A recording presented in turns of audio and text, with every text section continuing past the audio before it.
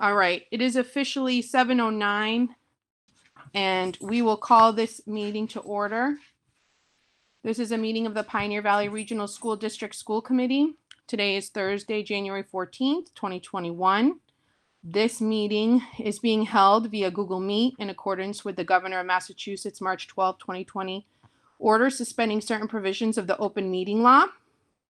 This meeting is being streamed live via Facebook, and the link can be found at www.bnctv.net/Facebook. We have had several requests. We have 6 individuals that emailed making the request for citizens' comments this evening. I do have everyone's names in order, so I'll call upon you. I apologize in advance if I do not pronounce your name correctly. Our protocol is that everyone will receive 3 minutes per person, and we have a 20-minute total for citizens' comments. Okay. I have first on our list is Kate Rossiter Pontius. Kate, are you with us this evening? Hi, I'm here. Hi, how are you? Good, thank you. Okay, and if I could ask everyone else that is not speaking to please mute yourself so that we don't have any issues with background noise. Kate, feel free to begin. Thank you. So I live in Northfield and have 2 children at Northfield Elementary School. I would like to address 2 issues. One, the 6th grade move to PVRS this fall. The second, going back to in-person learning. My son, currently in 5th grade, will be directly impacted by this transition. At the top of a long list of losses this past year is almost a full year of academic and social growth. Now you have just asked him to lose a whole year of elementary school, at the same time asking him to grow up more quickly. That you would plan to move forward with this transition while we are still in the middle of the pandemic seems thoughtless and made in a bubble. In direct conversations I've had with our elementary schools administrators and mental health counselors, they unanimously say that this fall is not the time for the 6th grade to move to PVRS, particularly with the group of students who would be moving. Many parents agree, as you will hear tonight. Your decision seems to have been made without input from those who know these students best. As an active community member, your decision to approve this transition caught me and my husband completely off guard. I know many others who feel the same. I would like reassurance that you are making the best decision for the academic, social, and emotional well-being of our students, and that your decision isn't based on the school district's financial needs and motivations. I hope you will consider reopening this discussion and engage with the community in a way that acknowledges the time constraints on families, particularly those with children in elementary school who have experienced the greatest hardships this year, yet are the most affected by this decision. My final comment is to ask that you please get our children back into the classroom. I have not had time to research who makes this decision to be remote versus in-person and what that decision is based on. I hope someone will make this information more easily available.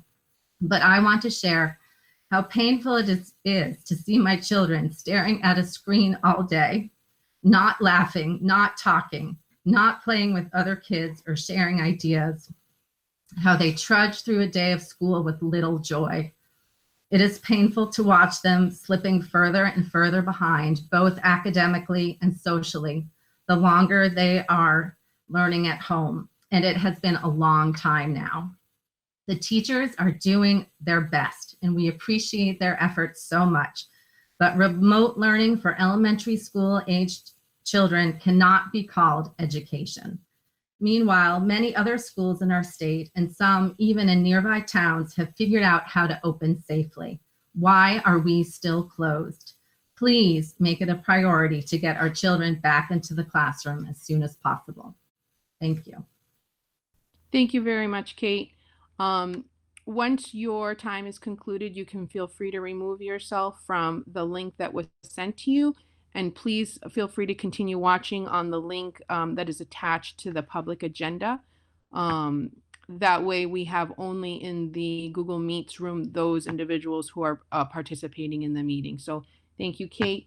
Next, I have Aaron. And I'm sorry, I don't want to mispronounce your last name. No worries. If you wouldn't mind pronouncing it for me, please. Jaworski. Jaworski. Thank you, Aaron. Yep. Welcome.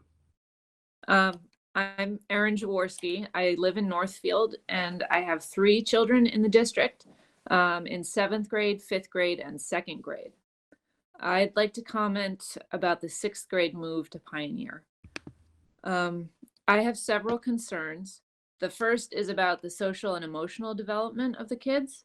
I'm very concerned about the repercussions of adding 11-year-olds to the middle school, high school environment. Pioneer is not a self-contained middle school. No matter how you try to keep the grades separate, there is overlap and shared spaces. There are clubs, plays, band, sports, buses, bathrooms, and hallways where the younger kids and older kids interact. The younger kids are going to look up to the older kids. Appropriate behavior and interactions between 18-year-olds are very different from what is appropriate for 11-year-olds. Peer pressure and bullying they can happen at all ages, but 11-year-olds are still kids. They're not prepared and shouldn't have to deal with trying to mimic or fit in with the more adult behaviors exhibited by the older students. Does Pioneer have a plan in place to support and protect these 6th graders? That leads to my second concern, the lack of communication and information. I'd like you to find a better way to circulate information about this move to the community.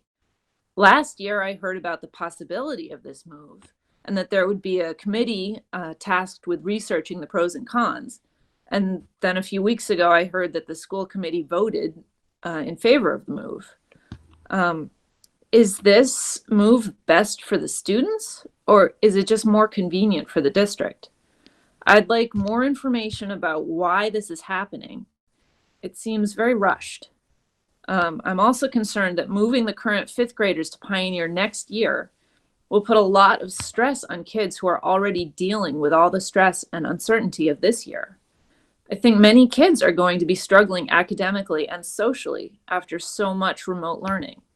Will these students be better served at Pioneer, where they have to contend with multiple teachers, more kids, and a new environment, or back in their familiar schools with their familiar teachers, aides, administrators, and peers?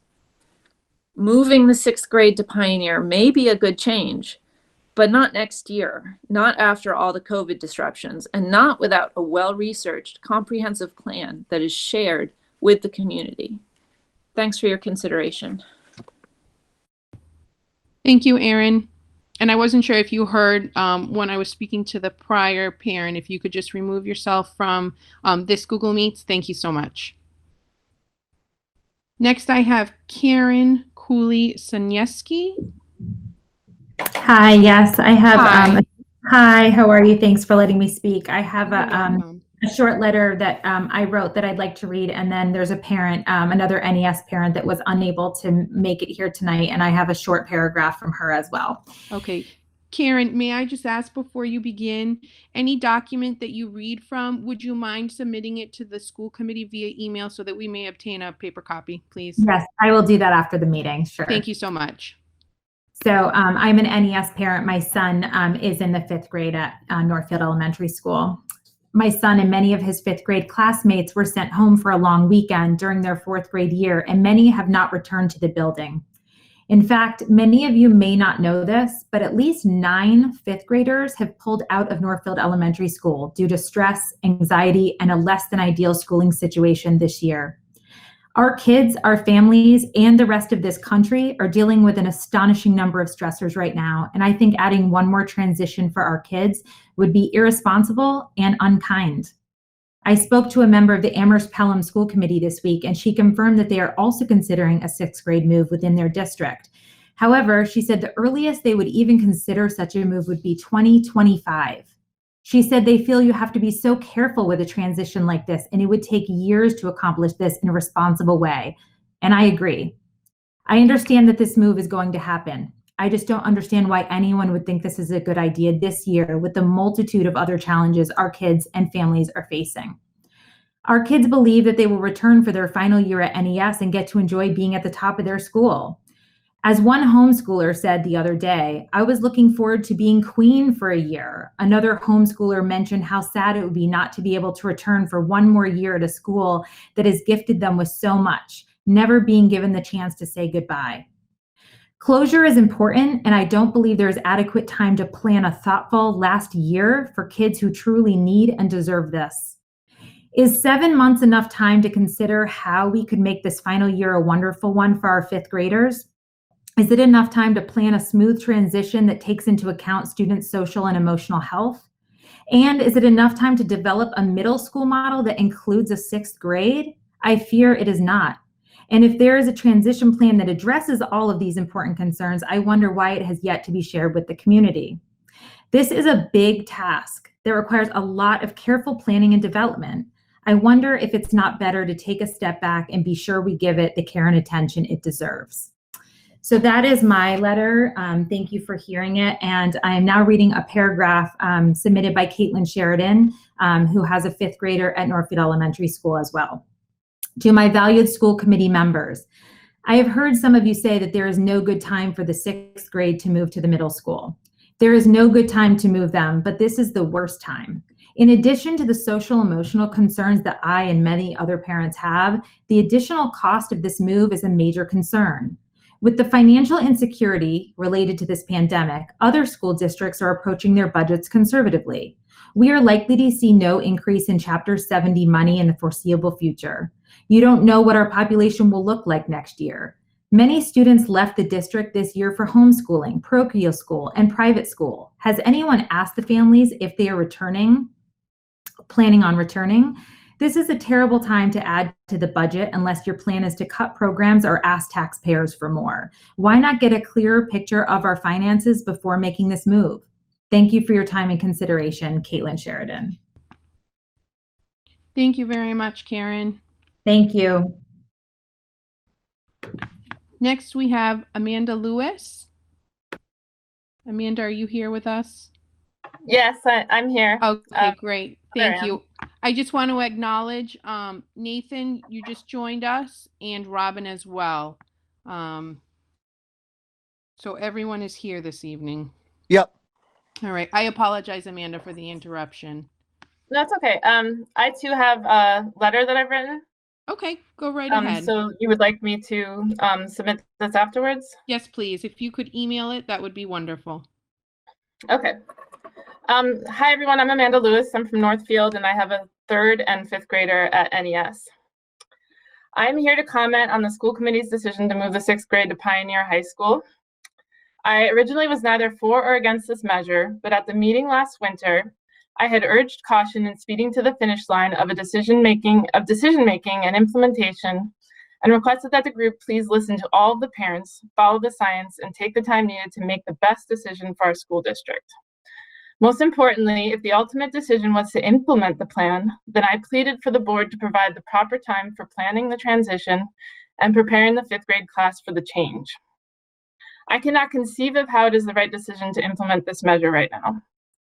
We are 7 months away from the next school year beginning. Our children have been in and out of school, learning remotely, and some of them homeschooling due to the global pandemic. Our teachers are working so hard to adapt with each new development that comes up, and administrators are focused on all these things as they should be, just keeping up with the circumstances at hand. I believe in hope, as one committee member stated in their reply to my letter that I sent out earlier in December, that our educators and administrators are exerting all remaining thought and energy to determining how we catch up from this pandemic after we are back to some kind of normalcy. For instance, a massive effort to identify which students flourished during this difficult learning model and which were unintentionally left behind, and how we are going to get all students back up to speed. Let's first do the job as a community to work together, develop strategies, and implement a recovery plan and period for our students and educators that fits with the magnitude of the scope of the circumstances we are in right now. This is not the time to make a major educational and physical move for our students. We should allow the current fifth graders to go to NES and VES next year as sixth graders. We should allow their teachers time to assess their needs and to find extra help for all students who need to catch up, because every kid this year is experiencing this learning differently, and we can't let any be left behind. I would like to see the kids reconnecting with their friends and healing the social and emotional scars of the past year. I would like to have confidence that the plan for the transition was well thought out, not hastily planned. The best way would be to wait a year and to plan and help the children with the transition, starting with day one of the new school year next fall, just as has been done for the 6th grade class every year in the past. Let the 5th and 6th grade class know from the beginning of the school year that they are both going up to Pioneer next year. Let them prepare together and give them the proper information and experience to help them be confident and ready for the transition. Our children are worth at least 1 full year of planning, including plans for the physical move by the administrators, the academic move by educators, and the social and emotional move for the students, instead of 7 months amid a currently accelerating global pandemic. I have a current 5th and 3rd grader, as I mentioned. Note that I'm not arguing to reverse the vote fully on this measure, just to delay it for a year to allow for proper planning and a respectful and appropriate transition for our children. This is the right thing to do, and it makes sense. Thank you. Thank you very much, Amanda. Next, we have Courtney Lawler-Veerling. Courtney, are you with us this evening? Hi, yes, I am. Okay, hi, welcome, thank you. Hi, good evening. My name is Courtney, and I am currently a parent of a 3rd grader and a 1st grader at Northfield Elementary. I am homeschooling right now. Really, I'm just going to be reiterating, I think, a lot of what's already been said, but obviously this transition in the fall of 2021 would not affect my children, but I felt compelled to speak about it just because it feels so inappropriate to me. I have spoken with a number of educators as well as child psychologists about this, none of whom feel this is an appropriate move for the upcoming school year. I was speaking to a friend who is a child psychologist just today, and she was noting there's unprecedented numbers of children who are undergoing therapy for depression and anxiety right now, to the point that there's wait lists for almost every child psychologist in the area. We all know major life changes, which includes transitioning to a new school, are extremely stressful and will exacerbate already existing mental health conditions for these kids. We would be asking these 5th graders to manage all of the normal emotional stress of moving to a new school on top of the huge emotional stress they're already trying to deal with. I did ask my mother-in-law for some talking points as well, because she has been an educator for over 40 years at almost every level, elementary, middle, and high school. She said, as a former 5th, 6th, 7th, and 8th grade teacher, 6th graders are quite varied in their emotional, physical, and intellectual development. They need to be in a smaller environment with many friends and fewer teachers to work all that out. Being the oldest in the school is important. To take that away this coming year is cruel and ill-advised. These particular children need to reestablish their connections with their school, their teachers, both former and present, their daily routines, and their friends before they're put into a new, larger, very different environment. And the above connections are more important to these specific children than the possibility of extracurricular activities. They will not have had normal curricular activities for over a year. Let them experience a more normal year before asking them to adjust to a whole new school, new teachers, new schedule, and new friends. Lastly, I would just ask that all of us remember what we're tasked with here as parents, educators, and administrators, which is not only the education of our children, but also the physical, emotional, mental well-being of these kids, and make sure that we are doing what is in their best interest.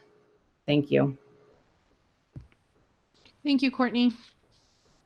Lastly, this evening, we have Ashley Fogel. Hi. Hi, I'm welcome. Oh, thank you. I'm Ashley Fogel. I'm a kindergarten teacher at Northfield Elementary, where I've been for almost 19 years. I also currently live in Northfield. Today, I'm speaking on behalf of children and families. I'm also speaking from an elementary teacher perspective, though much of what I'm saying applies to all students in our district. Yesterday, union membership voted on a measure to accept the new health metrics to determine the teaching and learning models during the pandemic. 37% voted to accept this new metric, but it did not pass. To be honest, I'm not sure exactly why teachers even had a vote in this matter. This is a decision that should be made by health professionals, as it is in many other districts. Teachers should trust these experts. As you know, we've been teaching remotely since November. I've watched firsthand the struggles that children and families are facing with this model, especially as it drags on.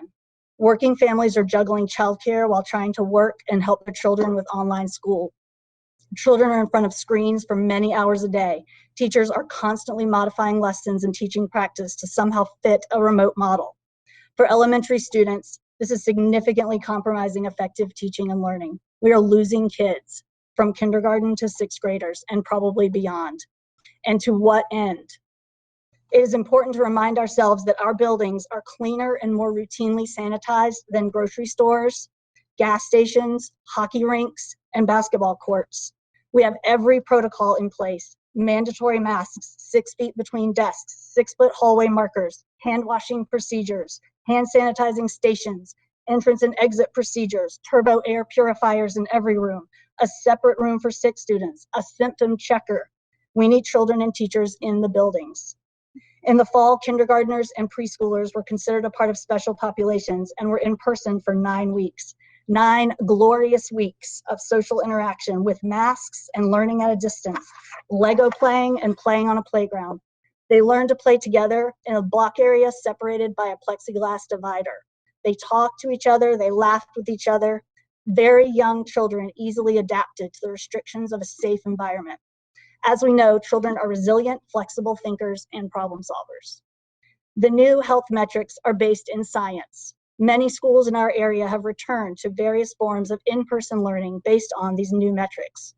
Of course, this does not mean that the schools will be able to remain in person for the rest of the year or even for the rest of the winter, but these new metrics do provide a more updated and reasonable framework for making these decisions, and they will likely provide more lead time for the transitions between models. The social emotional toll that remote schooling is having on our youngest learners as well as older students is detrimental. For some children, school is the only place where they truly feel supported and seen. For others, school provides the connections and conversations and collaboration that we all need and crave. It is imperative that we return to a form of in-person learning as soon as it is safe to do so. I'm a teacher. I'm an advocate for children.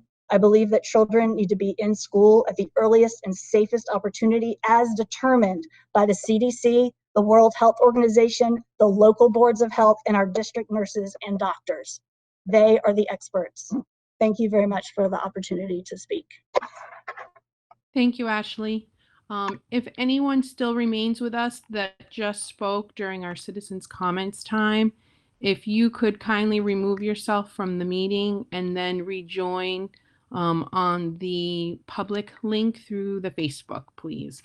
That way this platform is used for the members and the any guests that we have that are speaking or presenting. Okay. Let's see. Alan, you raised your hand? I did. Okay. Did I put it down next? Yep. If you have something to say, go ahead. Okay. I do. I have three concerns I wanted to raise, but I think I'll start with the third one, the last one, since it has been talked about here this evening. I wanted to make the point that we all know it's our obligation to keep the public informed, and we do this through our agendas, our meetings, meeting forums, and other venues. And on December 10th, an agenda item for a 6th grade reconfiguration update was advanced to a motion before we really heard a full presentation, and then we began deliberations. This was an important decision, and it was not duly posted as an action item. And even in the presentation, there remain many unknowns. I was not on the prevailing side of that vote. However, in my role as a school committee member, I have the obligation to support the decision of the full committee once a vote is taken, and I will continue to do so. However, I believe we made a monumental philosophical educational shift during a pandemic with limited public input during an updated agenda item. Our then fourth graders and now fifth graders had their education interrupted twice. They haven't had a normal education for 2 years, and we're going to move them into a 6 through 8 model without ample notification or involvement of parents or full involvement of the community. And I don't feel that there really is a finished plan yet. I hope when this topic comes up that someone does make a motion to rescind, not reconsider, but rescind the vote taken on December 10th to move the 6th grade up to Pioneer for the fall of 2021. My other 2 points, I want to go back to something that was said at the previous meeting that has been bothering me for a while. At the last meeting, someone suggested that there was an elephant in the room, and the elephant was that there were committee members that are packing the school committee from the Six-Town Regional Planning Board. And he alerted the community and the parents that in a few years, our students would be going to Turner's Falls. So I can't make this as clear as, I don't know how I can make this clear, but this is unfounded, it's irresponsible, and I find it offensive. New members didn't run for this committee to pack it or impose their will, because quite frankly, it's not a school committee decision, it's a town decision. However, we as school committee members are primary stakeholders, and all our voices should be heard. Our interests are the same. We want the best education for our children. It's not an us versus you. Planning board members were duly appointed by our towns to explore options for sustainable, affordable, robust education. And I Alan, hope this I'm almost done.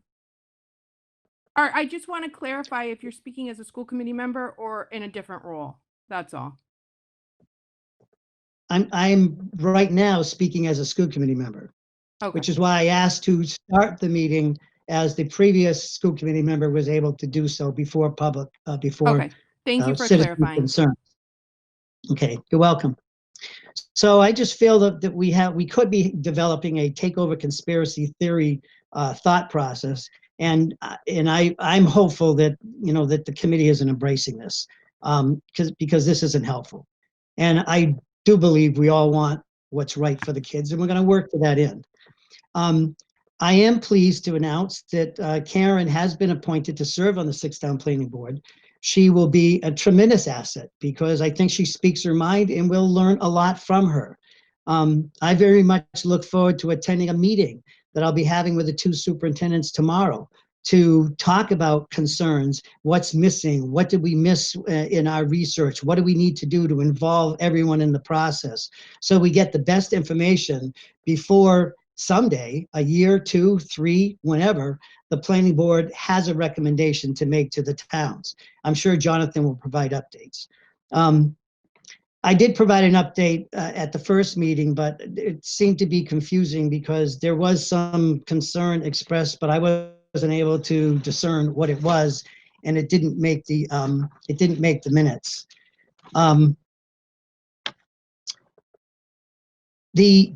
There was an inference regarding the new members doing something shady, which also bothered me, and that was that we sort of snuck on the committee by not taking out papers and running for office. I think it's pretty clear people were disappointed that people did not take out nomination papers, and thank goodness we have a democratic process that allows people to be write-in candidates, so there is an opportunity for all constituents to be represented. I also want to point out there was an article in the Greenfield Recorder about each candidate, why they were running, and what they were concerned about. So to have someone open up a meeting with a comment, and I'll quote, "so much for democracy," is really disheartening. And the final point that I wanted to make had to do with what appeared to be a conflict of interest, but that's really interpretation. Many attorneys have different opinions on this. I thank you, Kristen, for sending out documents, and I think we'll get some more regarding the role of the school committee and conflict of interest, but it doesn't always have to have financial implications. So to me, it felt a bit awkward that you would have a coach or someone, once removed, either voting and participating in a discussion about whether or not we're going to move, sports forward. That would have been a good opportunity to abstain or to recuse. I'm really confident that the outcome would have not changed at all, but that process would have seemed a little bit pristine. And I apologize if that sounds like I'm being too critical. I do think it's a great idea for all the school committee members to participate in the upcoming seminars that we'll have, and then have it on the agenda, because that would be a really great discussion to have about what did we learn, how can we apply it to our meetings, and the different takeaways that we have, because we are working together as a team, and that would be a wonderful opportunity to be able to do that. And I think it would be very timely. I know it's on the agenda tonight, but I think it might be better served later. And that's all. Thank you very much for listening. Thank you. Julia, you had your hand up. Yeah, I just wanted to say, can everyone hear me? Okay. I just wanted to say that, by making this statement right now, you're actually doing what you're complaining about. So another school committee member doing. Unless we're going to have our meeting start off with kind of an open forum for each school committee member to give their opinions on numerous agenda items, I think that we just need to take each opinion with a grain of salt and then wait until the agenda item is open for discussion. Thank you, Julie. So in closing this part of our meeting, I would really like to move on. I appreciate everyone's sentiments. I want to remind everyone that we do have a lengthy agenda this evening, lots of topics to be discussed. And I would like people to be mindful. I want everyone to have an opportunity to speak during the time of deliberation and ask questions. But please, let's try to utilize the format and deliberate after a motion and a second has been made. Okay. Let's move on to appearances. The superintendent's report. So superintendent's schedule. Kristen? If you'd like to. Who's that? Kristen? Yes, Alan? This is Alan. Could I? Yeah, I'm not going to respond. I thank her for her comments. I just wanted to we're actually moving along, say that, Alan. yeah, I know. I'm not going backwards. I'm going forward. I wondered, Kristen, if it would. I'd like to ask you to respectfully stop speaking because we are moving along to the appearances. We do have to stick to our agenda. You had an opportunity to speak, and I'd like to begin with the superintendent's report, okay? Okay, it's nothing to do with what we just talked about. It Okay. has to do with what happened last week. Okay. I think that if people have concerns, if school committee members have concerns about what's been transpiring, this is something we can most certainly discuss and put on an agenda and have a special meeting if we so choose, or we can put it on the agenda for the next regularly scheduled school committee meeting. And we will talk about that. That is one of the items on the agenda this evening, okay? All right. Yes, but it has nothing to do with that. It just seems to me that we should take a moment to just all pause for a minute and to reflect and recognize all those that have suffered injury or lost their lives because of the tragic events that occurred last week on our Capitol. We live in a democracy. We are very fortunate that we all can say the things we want, and I think we should just pause for a minute before we start our business.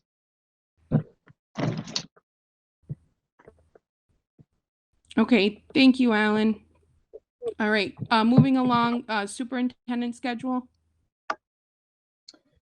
Sure. I sent out my report. I know Ryan Potter has joined us. I know he would like to speak. I'm going to include Ryan moving forward in all my superintendent reports because it's very important that the student's voice is heard. I did provide an update to my goals to the school committee. And after Ryan speaks, if there's no questions, I'd actually like to try to move up number 5 under new business, the protocol for potential school closure, because Dr. Ruth Poteet is here and I don't want her to have to wait through a lengthy meeting, to get to that. So I don't know if that could be possible after Ryan Potter speaks.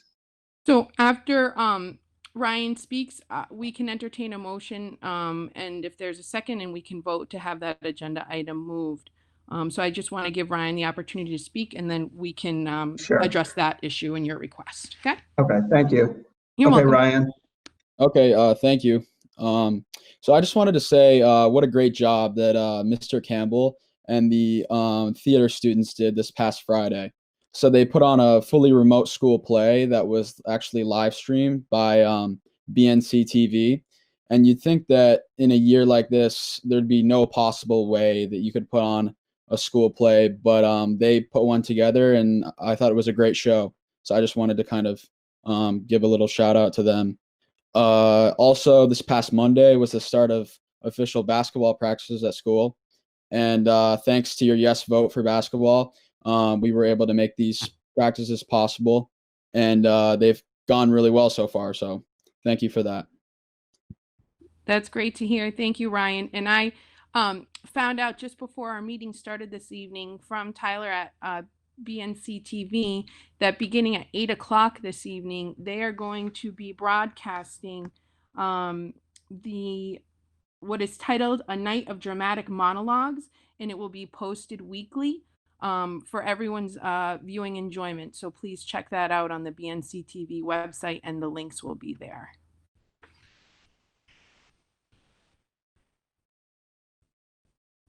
All right. Ryan, anything else? No, thank you. That's all. I appreciate Okay, it. great. Thanks so much. Kevin Burke, I see you have your hand up. I just wanted to add that that was going on tonight, so thank you for adding that. And they're actually going to be putting on a musical come this spring, and information will be going out. So it's great to see our drama clubs doing some great, incredible things. And thank you It's wonderful, and I've heard such wonderful reviews from it so far. So it's exciting to see what's up next. Yeah, and it's great to have BNC TV supporting them. So thank you to Tyler and BNC TV. We are definitely fortunate to have them within our community. They do so much for us. Karen O'Neill has her hand up. Oh, we can't hear you, Karen. You're on mute. It says on our agenda that the minutes are not provided, but we were sent the minutes. Do you want me to just send in my minor corrections a different way so we're not using up time? That would have to be agreed upon by the committee. So if there's a motion, we can do it that way. I would like to move that Karen send her corrections in by email. Okay. This is Michelle. Okay, Mike second. Any deliberation or discussion? None? I also had May I one. do the same? I had one small correction, and I would be happy to just email that as well. Okay. I see a hand of Alan and Nathan.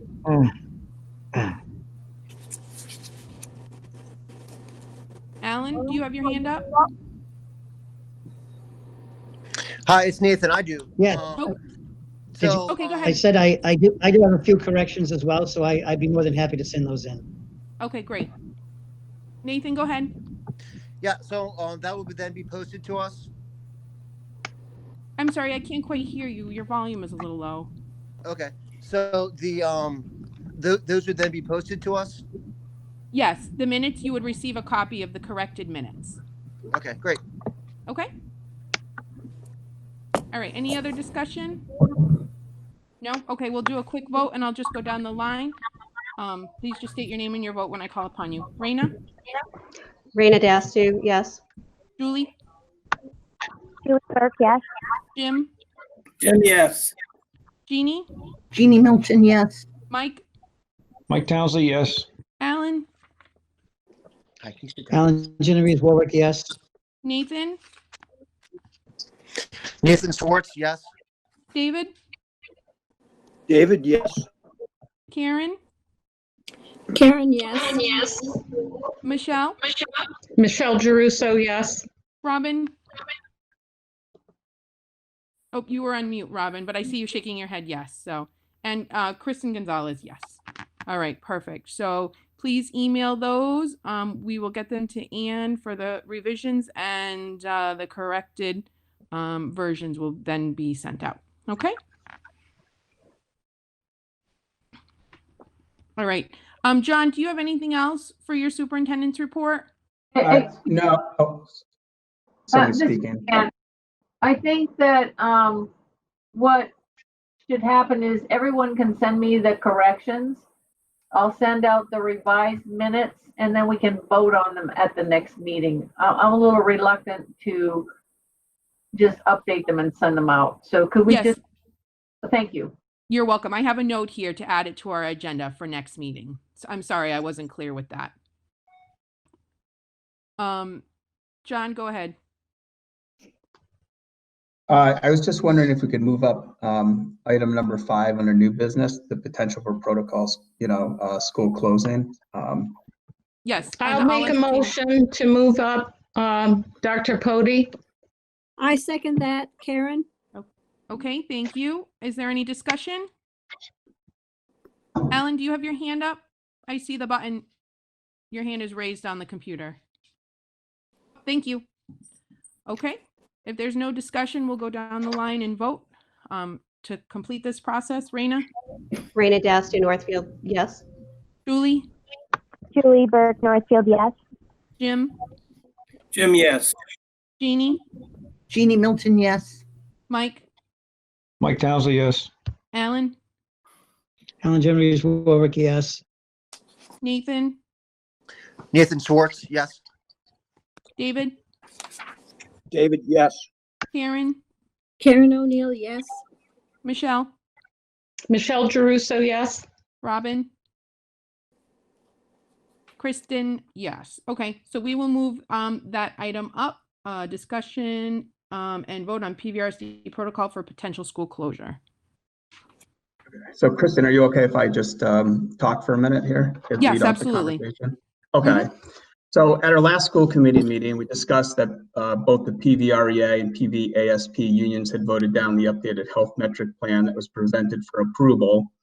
The plan was created to update the indicators we were using in the original plan to be in line with the latest recommendations by large organizations such as the CDC and the World Health Organization.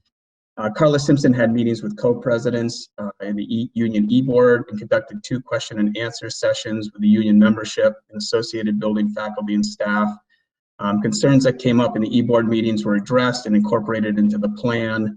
And unfortunately, the plan was voted down again yesterday. We strongly feel that this plan is a solid framework to use as a guide to get our students, faculty, and staff back into the building safely. We hope that you tonight, the school committee, will vote to accept this plan, and I will reach out to the union presidents immediately and try to schedule a meeting for tomorrow so that we can plan to move forward with getting our students back into the buildings. Current numbers in our district towns do not support our schools operating in a fully remote model.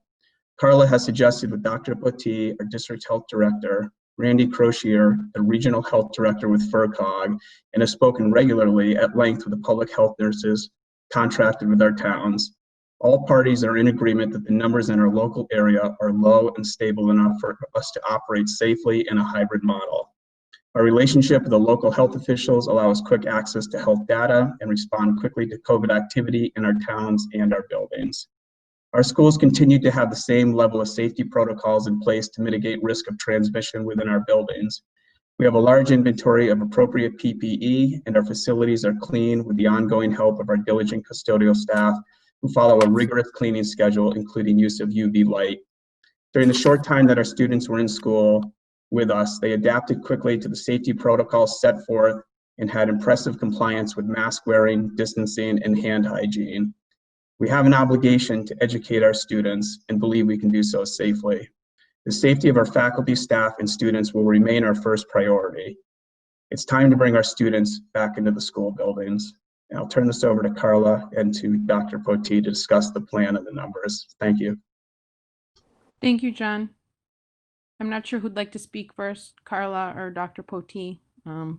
Please feel free at any time.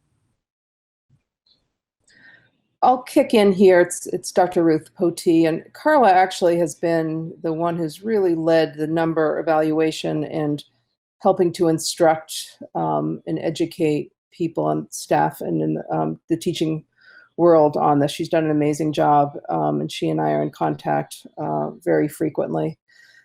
I don't really have new news to tell y'all since September because the data remains clear. It is safe for our kids to be in classrooms, and it's safe for our teachers to be in classrooms, particularly when we put this many protections in place. The spread of this disease is not kid to kid, and it's not kid to adult. And when you look at today's maps, this week's maps for our region, our numbers are incredibly low. The peak of this disease locally was about the midpoint of December. The numbers are descending, and they continue to descend.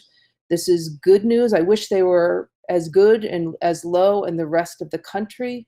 And I think a lot of us watch the news and we're filled with panic, but you've got to remember where we live in the 4 towns that our school represents.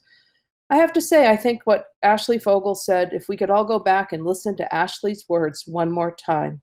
She is an elementary kindergarten school teacher who is begging for our kids to get back in class. And if you did the breakdown of how the teachers voted, I would argue that elementary school teachers desperately need to get back. Those kids need to get back. The long-term consequences, both health, psychologically, physically on our kids, we will see health consequences for years to come for our children right now. Your reading level at 3rd grade predicts whether you're going to go to college. And we are not going to chase this disease to 0 in the next 6 months. So my question to people on this call who make the decisions is, when are we going to get to go back? Because the answer at this point is likely never, for a year and a half. Our kids need to be in class on Monday. Not Monday because it's a holiday, on Tuesday.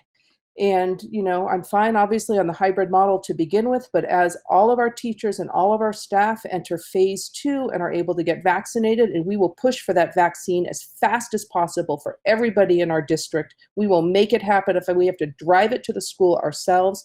I'm working with the sheriff department right now to run teacher vaccines out of the sheriff's department. There should be no slowdown on getting this vaccines into everybody's arms. We will make that happen, but we then can't wait another 6 weeks before we get our kids back. So I can go through the numbers, I can go through the change protocols, but I guess one of the questions that Ashley raised is, who gets to decide when our schools get opened? One of the failings of this entire country is that public health did not make the decisions. We left decisions to the politicians, and that has not served this nation well. I'm going to stop there and let Carla jump in with any more details. Thank you, Dr. Potee. Thanks, Ruth. Hi, everyone. So I'm on the phone. I don't have anything to put on the screen, but I think everyone's probably seen the plan that's been presented. The big change is that we really need to start looking at local numbers specifically. So back when this original plan was written over the summer, it followed CDC guidelines. It talked about state numbers. Those numbers have changed, and all the big scientific organizations, CDC, World Health Organization, they all talk about the importance of looking at local numbers. That's what we're doing. That's what the nurses and I are doing daily. We have these great relationships with our public health contracted nurses that are able to give us a really, up-to-date picture of what's happening around us. So yes, we get the public health reports weekly and daily from the state, but that information, when it comes out weekly, is basically the report that just came out tonight is data up until Saturday. So the 2 weeks prior to Saturday is what that report entails. I was able to get a lot more information from the public health people when I talked to them yesterday and today about what's actually happening in our neighborhoods, and that's what's really the most important.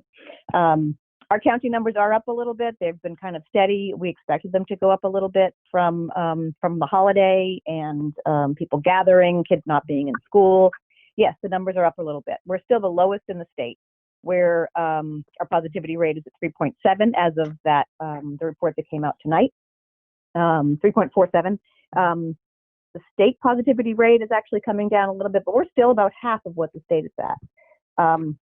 Our average daily incidence rate right now is at 26.1. The state is well up into the 70s. Some counties are up into the hundreds. So just if we put those numbers in context, we still have very low numbers in our local area. Our towns specifically, each of our towns have below 5 cases in their towns right now. Leiden actually has 0.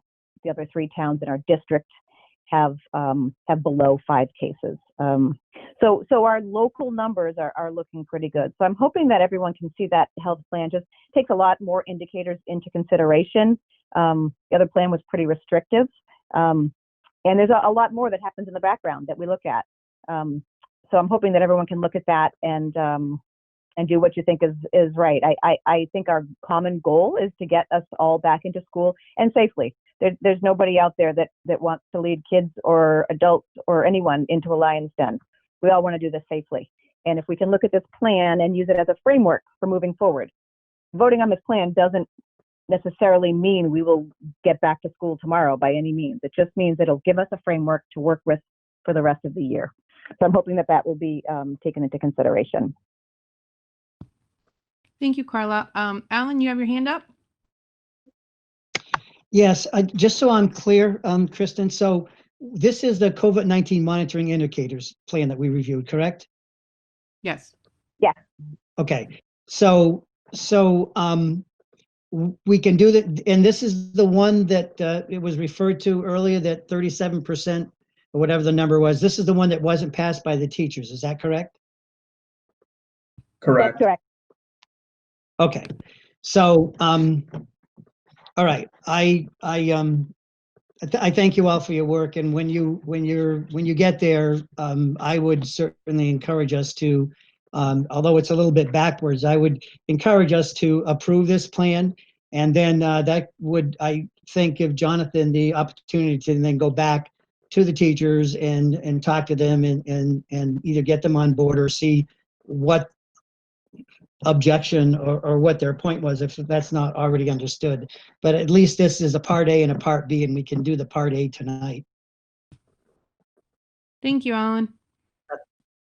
Carla, did you have anything else that you wanted to share? I think that's it for now. Okay, thank you. John, did you want to share or add anything else to this agenda item? No, just the COVID-19 monitoring indicators that you received, the updated ones would replace the protocol for potential school closure in our reopening plan, just to clarify. Okay, thank you. Robin, I see your hand is up, and Michelle will be next.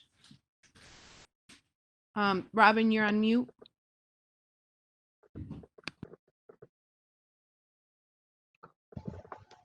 We still can't hear you. I'm going to see if I can unmute you. I cannot unmute you. I don't have that capacity.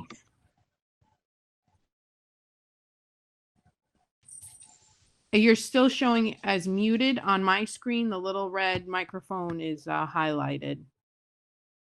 How about now? Yep, that's I'm good. great. We can hear you. Okay. I'm sorry. That's all right. It doesn't matter.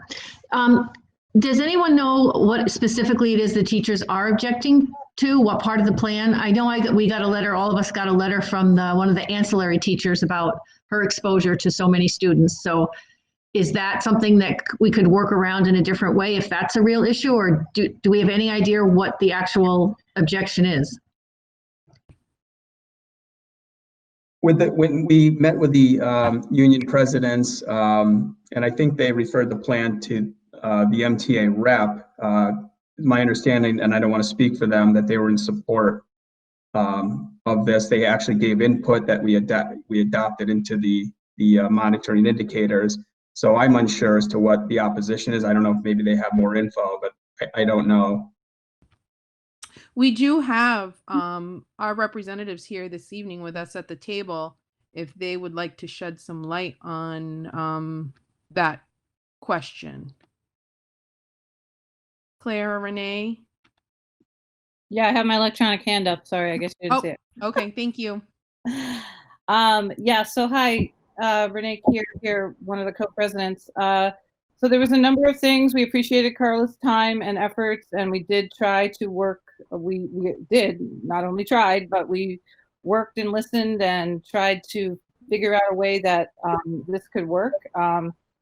And we had a meeting with a question and answer session. And one of the sticking points was that the question could not be answered about what the recommendation would be for Tuesday for the upcoming Tuesday. And previously, one of the major points that was pointed out as a flaw in our former agreement, which we did agree to in September. So when it was referenced that things have not changed since September, that's also our point, that the numbers that we agreed to in September were realistic, did get us into school for the 9 weeks that Ashley referenced, the glorious weeks with children that I also experienced and was very glad and blessed to be a part of. So again, our main objective is to be with students. That's our hope and dream. And what was agreed to in September was a safe parameter. And so we understand things have changed, but I also, in researching it and thinking what might have led to this vote, I hearkened back to the survey of the early days when we were deciding which model you were going to pick, remote or hybrid. And our survey results were 47 of our 103 respondents answered yes to the question of pre-existing conditions based on the CDC guidelines and the health metric that they themselves have to consider based on their risk factors. So just to let you know, to add to the piece of the puzzle, that 47 of our members answered yes to that question of the 103 that responded based on the CDC guidelines for pre-existing conditions and other health concerns. So that's what currently, again, we were examining something that wouldn't take too long. Both parents and teachers want to know before Friday morning what their plan is for the following Monday, and that couldn't be answered. So it seemed like there potentially was still as many moving parts as there had previously been, and the existing plan gives us certainty around what numbers have to be met. So the lack of certainty, although we completely realize we live in an uncertain time and we need to be aware of that and support our students and families, and we struggle with it every day. We want to be who we can be in the lives of students. Please know that I feel as deeply as Ashley does about who I am in the lives of children and the importance that that provides to them and the security that it brings to their families and to them. I also think we need to understand that, you know, as safe as we can be doesn't guarantee 100% safety for everyone. And I think that's a very legitimate concern for someone who has an underlying condition or lives with someone who does. And I think there's just a general fright of, if I get this or if I bring this home, what's going to happen? Fear is real. Thank you, Renee and Claire. Michelle, I saw that you had your hand up. I'm not sure if you still have your hand up. I don't see it raised on the computer, but wanted to check in with you. Well, I appreciate Renee and Claire. I was going to ask about their opinion because I was one of the ones that voted in the affirmative, listening to the teachers. But point of order, if the school committee votes on this tonight, does that mean it will happen? I mean, I am confused as to how this does go about and who decides this, because I understood it wasn't all in our hands last time. So I want to be clear, and I was trying to give everyone an opportunity to speak before I spoke. John and I, in consultation with our legal counsel, when we developed the agenda, we reviewed this agenda item with him. I want to be clear that the school committee does have the capacity to vote on this. We do have the ability to do so. But there is a MOU that is in place that has been signed by our union within our school. And if we were to vote on this, there is the potential for litigation because of the way the vote has been taken through the union. So we can vote. I don't know. There is the potential for the litigation. Our legal counsel wanted me to present that information as a possibility. It's unknown if it will happen or not, but sharing that to be transparent with the committee. From a school committee member's perspective, I do agree with Ashley, and I think it's imperative that we return the children to school. I understand that we have members of our community that may have medical conditions or pre-existing or reside with someone who may have medical condition or compromised circumstances. But it's my understanding that there are opportunities in place for those individuals. And I think that, as Dr. Potee stated, we have very appropriate measures in place, and nothing is 100%. If folks are going out to the grocery stores, or if they're going to the pharmacies or out into the community, we are able to have some control over our environment to a certain degree. And that is my opinion as a school committee member. So I saw some other hands up: Julie, Michelle, Alan.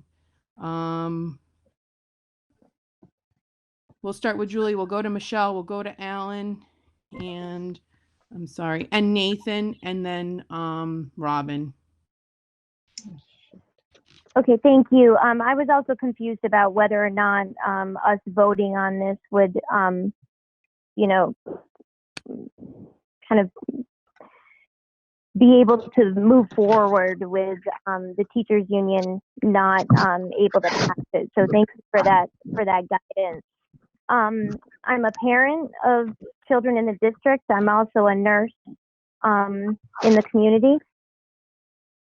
I agree with the points that Dr. Potee made, and I agree with the points that Carla made, and Ashley and Renee, and the other members of the committee.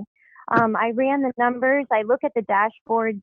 I get this information daily in my profession, but then I also looked at the weekly reports in the last 2 weeks. 87.5% of the exposures of COVID have been traced back to the households. 0.11% of the exposures of COVID have been traced back to the K through 12 schools. So truly, kids and teachers and families are more at risk being in their homes than they are in school. The numbers do not lie. It is safe for the kids and the teachers to be in the classrooms. Over 500,000 children have been back at school in the state of Massachusetts, and there's been a number of, I think the last time I heard it quoted, something like 400 exposures traced back to schools, and that was from teachers cohorting in break rooms. So I think that we need to trust the science here. We are not asking that teachers or children be put at risk.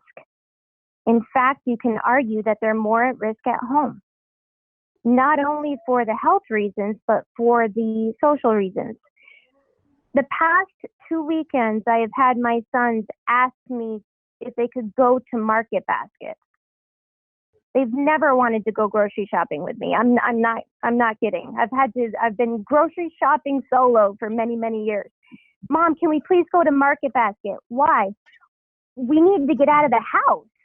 So these kids are begging to go to Market Basket, which is like I'm sure all of us have been to Market Basket on a Saturday morning, and it's the least pleasant thing I can think of. But what I'm saying is I also see these children are completely deprived of social interaction. They're completely deprived of their friends. They're completely deprived of exercise. Us as parents, it's been hammered into us for a decade from pediatricians that we have to limit the amount of exposure our kids have to screens. And now we ask that they get in front of the screen when there's incredible safety measures being placed in the schools. So I'm as a parent, as a school committee member, I'm just begging the teachers union to look at the health data surrounding this. We now have a vaccine, and tens of thousands of us have been vaccinated for COVID. So I think, I understand completely that it was It was a time over the summer when we didn't know what the heck this thing was and how it was going to affect the schools and how the safety measures were going to be in place. But we now have evidence and data. So we really need to reconsider the terms that we agreed upon over the summer. So thank you. Thank you, Julie. We'll go to Michelle. Well, I don't want to cut anyone off, but I'd like to make a motion to approve the new protocols. I don't want to cut discussion, but because of the time, I just want to make that motion. Okay. Is there a second on the floor? Second, and we can have discussion after Okay, this. we have a motion on Second. the floor. We have a second, and we can have discussion by school committee members. Michelle, did you want to speak, or you just wanted to make the motion? I see your hand is raised. Oh, I'm sorry, I didn't mean. I'll just say that the reason I voted earlier on is in the affirmative is because I wanted a trial run of remote learning because I really felt that we were going to have to go to remote learning. I wanted the teachers, the parents, and the children to have some trial run. I never expected this to happen, what was going on, up and down, and and the parents not knowing when the kids were going to go to school as late as Sunday for a Monday. And so I think our children really need to get back to school. Okay, thank you, Michelle. Nathan, Alan, anyone else? And Robin. Okay. Nathan, did you want to say something? You had your hand up earlier. I did, yes. So there's a lot there, and I'm glad we're going to be talking about it more later on. I'm to actually leave it right there right now and then talk about it more when we do.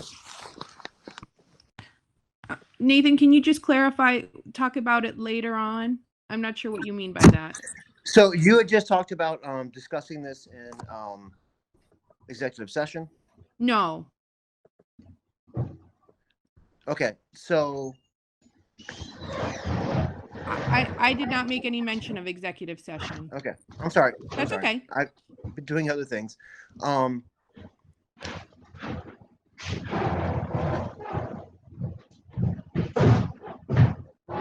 Anything else?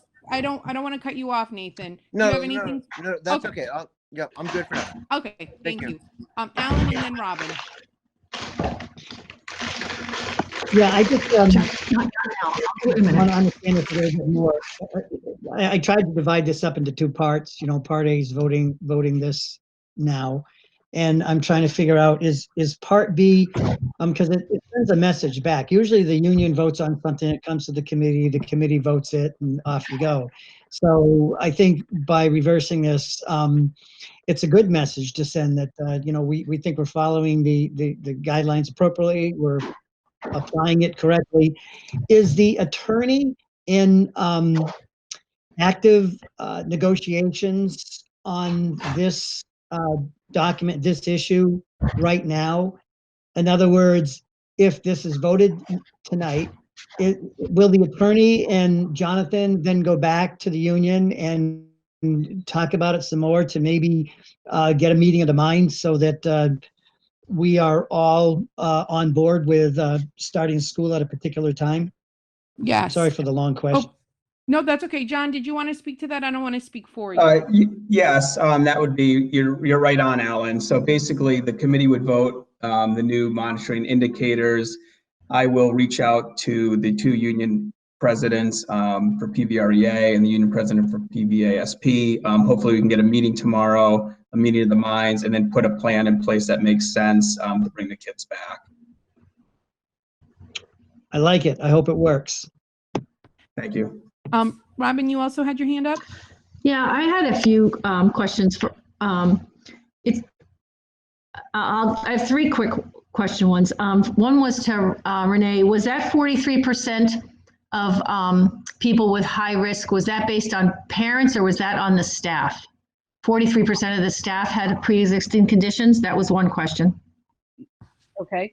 So in the beginning of the year, I think, Robin, before you were part of this board, we conducted a survey in preparation for this. And so that was one of our survey questions to our members when we were just trying to get a picture of what we were looking at and what we were dealing with and how we could get everybody what they needed. And so, yes, 47 answered yes to that question. It said, do you yourself have a pre-existing condition based on the CDC guidelines for, do you have at least one of the factors of numerous, the word is eluding me at this point, but Right. you know what I mean. Okay, but you answered my question. That's perfect.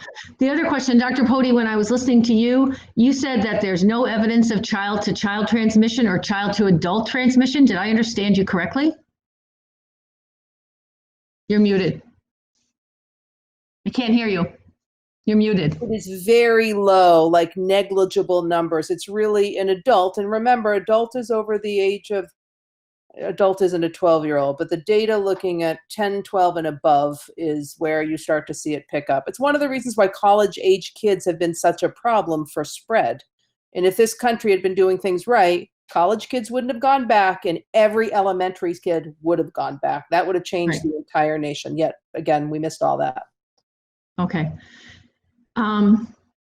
So you mentioned the vaccine. I actually just started giving the vaccine to first responders last night in Greenfield with a volunteer group. And, I guess I feel like I understand. I just want to play the other side of it for a minute. We're so close now. We're so close to the vaccine, and the teachers will be the next round, I believe, actually. We're close to the country making a change next week that hopefully will get the vaccine more available. And I guess for 6 weeks, do we want to make ill will with the teachers? Do we want to try to force an issue that clearly the union is against? For now, maybe there's a somewhere to fix it so that it would work. I just feel like, are we just doing something when in 6 weeks it would be, everybody would be happy, no ill will, no lawyers after us or anything else. So it's just another thought on that. Thanks, Robin. I see Julie's hand up and Renee's hand up. I just want to speak to two things. One, Alan, are you here? Because I saw a notification pop up that you left the meeting. I am here. I got dropped and I had to rush back in. Thank you. Okay, thank you. Glad that you're able to return to us.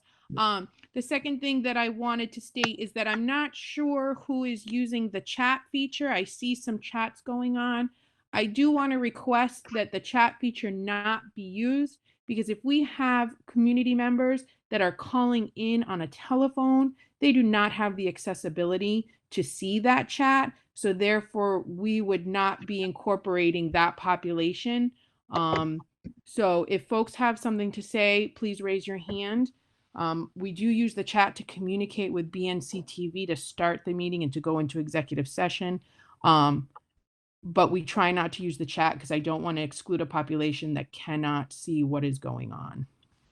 All right, so Julie and then Renee. I just wanted to respond really to Robin. I'm curious about the 6 week time frame. We're 6 weeks kind of away from what? What was it? Am I unmuted? Yep, you're unmuted. We can hear you. I was just referring back to what Dr. Poti had spoken about earlier, was that as the vaccine was rolling out, that it would be another 6 weeks or so before we would, be into the place where teachers might be vaccinated. But Julie, can I just reference? I realize the vaccine, it's 3 weeks in between, depending on which vaccine, and I realize it's another 2 weeks after that. I understand all that. I'm just saying in the long term, it's just a thought, like, okay. Dr. That's what I was referring to. Well, yeah, I think I want Robin, what she said is true. That is what I said. But remember, the teachers' vaccine rollout theoretically starts in February. February to March is the way phase 2 looks. So we're adding on already 2+ weeks. And then presuming we get it instantly into teachers' arms, which we know will not happen because the rollout has been miserable, maybe we're talking close to 4 weeks before we get the first shots going, even though that's not what anybody wants. And then you add 6 weeks to that if we're using the Moderna vaccine, okay? That brings us all the way to April, right? Like the whole year is gone. So, Robin, I actually think your points are really interesting. And,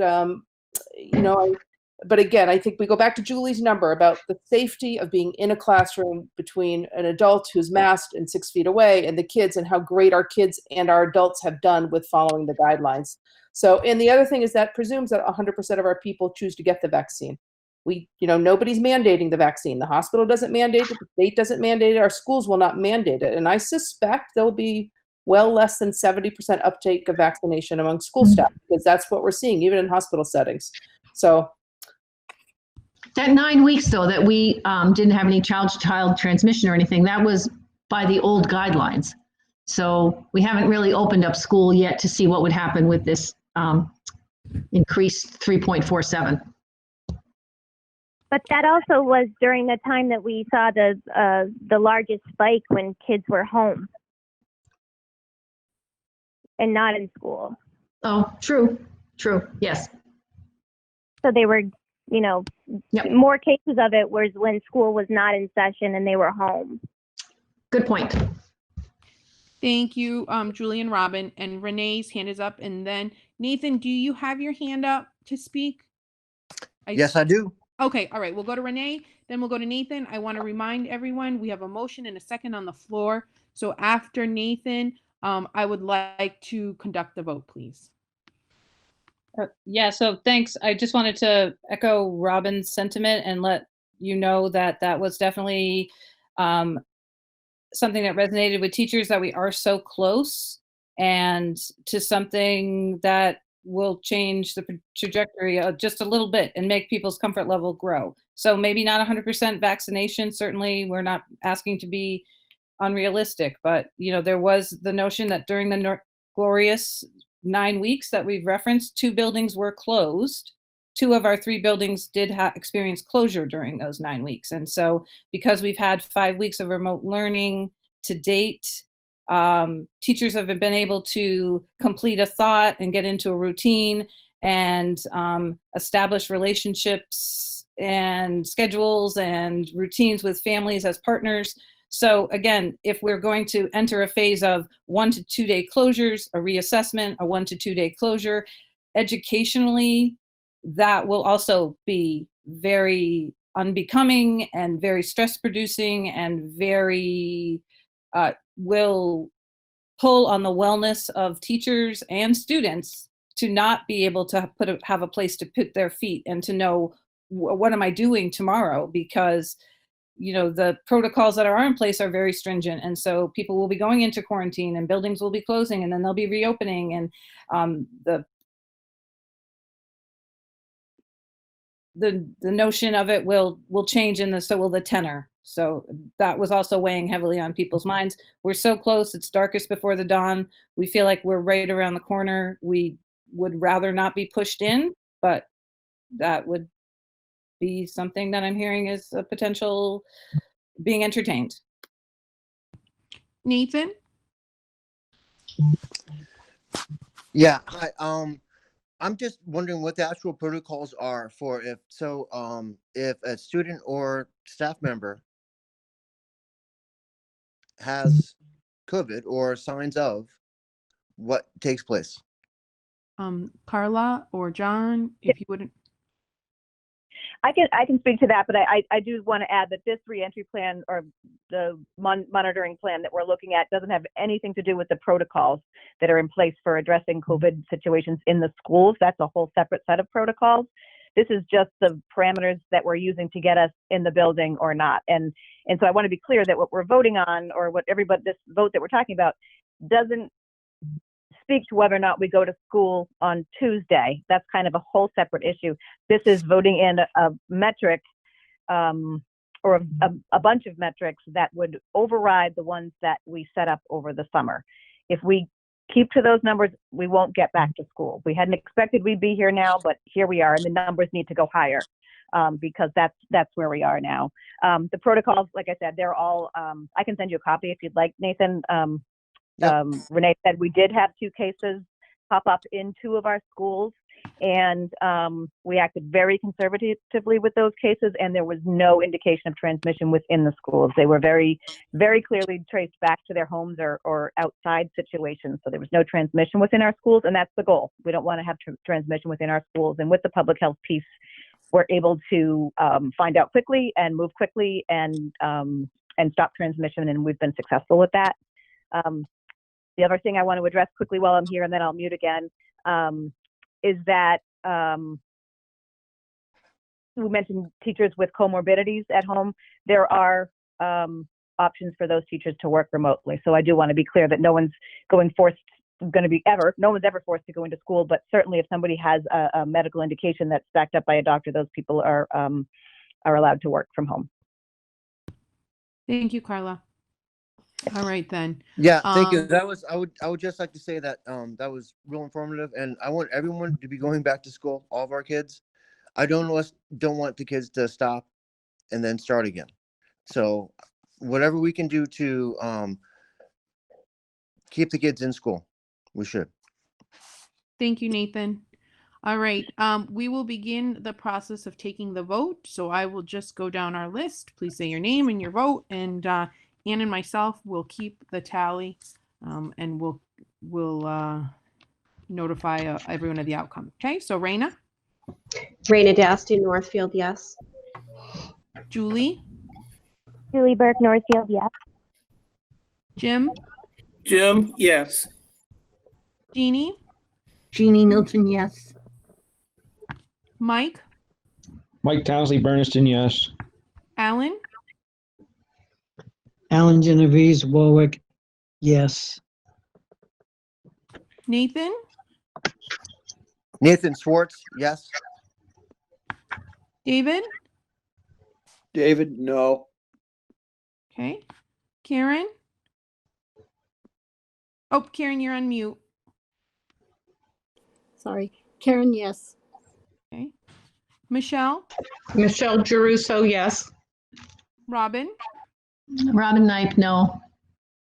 And Kristen Gonzalez, yes. So we have 10 yes, 2 no, 0 abstains. Is that what you have, Ann?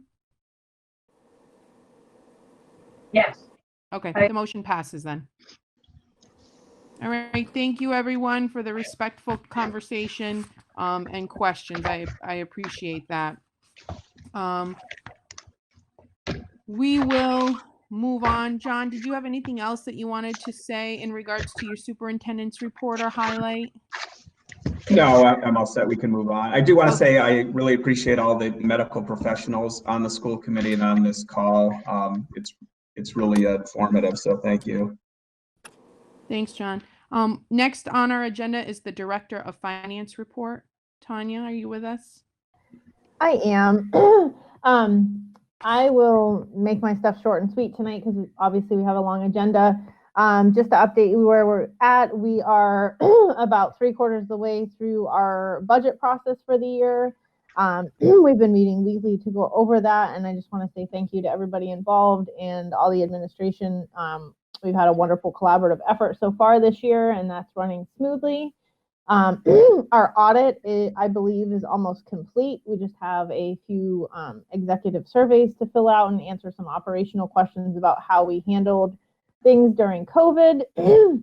All of our end of year reporting has been done for the FY20 year, and we have heard back from the state from our E&D certification. They just have a couple questions, and I will be getting back to them tomorrow or Monday. So we should be getting our E&D certification that the state will then actually certify once our audit is finalized to validate those numbers. That's not a normal process, but because we are under financial oversight from the state right now, the state will not certify our E&D till the audit is complete. Other than that, things are going well. Obviously, it's not an ideal year, but we are adjusting as need be as things happen and come up. But we are doing fairly well considering everything that's happening right now. So, and that takes a huge effort with all of the staff to get to that point. So again, thank you all for all the collaboration that's happening right now. You guys have been given the accounts payable report for this period. I obviously don't go over that in detail. If anybody has any questions about anything on that report, I'm happy to answer questions at this time. If not, I'll move on to our revenue and expenditure reports quickly. Tanya, And let- before you just do that, I just want to acknowledge Ryan Potter left our meeting. Yep. And thanks, Ryan, for being with us tonight. And I see Nathan and Julie have their hands up. I don't know if that is intentional, if they have questions thus far. No, I put mine down. Okay, thank you both. All right, go ahead, Tanya. Okay, so I will close. I'm gonna actually share my screen real quick because I normally do that for this session. So give me 2 seconds to get these up. Can everybody see the screen that has the accounts payable report on it right now before I move forward? Yep. Okay, I'm gonna close that out so we can move on to the revenue report. Again, fairly straightforward. We are in line for all of our revenue receipts for this year, and we have actually received a little more in our lines for Medicaid reimbursement and for our miscellaneous income lines, which we don't budget anything. So we're on track with our revenues. Again, if nobody has any questions, I will close this out. You guys were provided these in advance, so if you have any questions, you guys know that you're also able to email me in advance if there's any questions or concerns. This is a summary of our expenditure report. This is the one that we do by category. I'll just make this a little bigger so everybody can see it. The only line that it looks like we're actually negative in is our elementary instructional assistant line. Again, we have been shifting our staff in between roles throughout this year, and it has been a challenging task to keep up with whether our instructional assistants are in the special ed, if they're serving classroom assistants and so forth. So I'm working with our payroll coordinator to make sure that we actually have all of our staff coded to the proper line. So this should go away by the next meeting. And if we need to transfer between the special needs instructional assistant line in the classroom, I will bring a transfer vote forward to you guys for that. But I think it's just a matter of the staffing and where they're actually being coded. But everything else is looking good. Again, you know, Brenda and I collaborate very closely on all of our expenditures. So I don't have the full expenditure report up. I think I accidentally closed it, but if nobody has any particular questions on any lines, I'll just leave it with the summary and close this out so that we can move on to the school lunch report. I don't see any hands up thus far, Tanya. All right, great. And there are no budget vote transfers this meeting or transfers that don't require a vote. So there will be no transfers that occur, vote or no vote, based on the expenditure report that we have at hand. So that's a good thing. That means we've pretty much gotten everything else in line, just that instructional assistant line we're still working on. So thank you guys for that. I will turn over the, I will keep my screen up because I have the report to project. But at this time, I think we should turn it over to Mike Honorato, who is our food service director, to talk a little bit about what's going on in food service, as well as present the lunch report. Thank you, Tanya. No Welcome, problem. Mike. Good evening, everyone. All right, so our school lunch report is fairly basic because, again, December we had no student sales, no adult sales, no sales really of any kind because we were fully remote all month. It made it at least the reporting a little simpler. The operational aspect, not as much, but the reporting was a little simpler. Our federal sources and state sources combined to $30,801 in reimbursements. Our costs, operational costs combined was $18,641.32.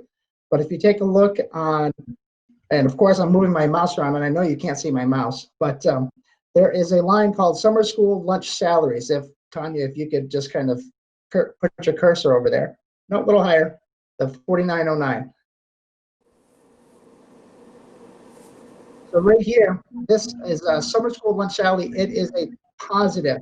Tanya and I attended a meeting with Desi in December, and since administration and myself, we decided to go ahead and serve meals during the summer. We received an additional reimbursement to be able to put towards costs of serving summer meals this past summer. It's something we've never done in our district. We haven't had the need or the ability to be able to do. So we were able to put that 4909 and 69 directly towards the summer lunch cost, the summer school lunch salaries cost, which was fantastic. It's a huge help, a huge benefit. So it made our total expenses 18,641, net profit of 12,160 for December. So, and we go down just a little bit more. Our closing balance was $63,842. Our accrued expenses that haven't been hit or haven't appeared on a warrant yet was $9,959.47. And Tanya and I, we figured out, Tanya figured out, and we were able to put it in, what the expected summer salaries will be for those food service staff employees that chose the 26 pay periods. And so that will be $10,319.98. We've put that into a projection sheet. I went ahead and created a new projection sheet this week for the rest of the school year. And we went ahead and broke that out by month for the next 6 months, January through June. And our balance as of today is $43,520.97 cumulative over our three schools, our six sites, or 3 closed sites and our 3 open sites. Thanks, Mike. I see Mike Townsley with a hand up. Mike, did you have a question? Yes, I do. Okay. Mike, I would like to request that for the future lunch reports, you have under student meal sales, zeros, adult meal sales, zeros. That's not really technically correct. That is correct. There were no transactions, so there's no sale. Let me finish. So the federal government is paying for the meals at this time, correct? It is the federal and state governments, yes, the USDA. Okay.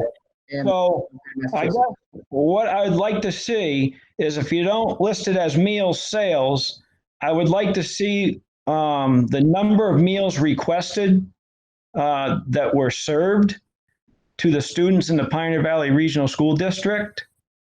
And that way we can compare what's going out compared to what our costs are with the food that you're buying, and then what the income is. Because I don't know what the meal, what's the federal government reimburse us per meal? It depends on the meal. I don't know if Tanya, if you would be able to pull up our Desi claim report. I can do that. Just give me a second. So And I highlighted the area where the federal source and state sources are.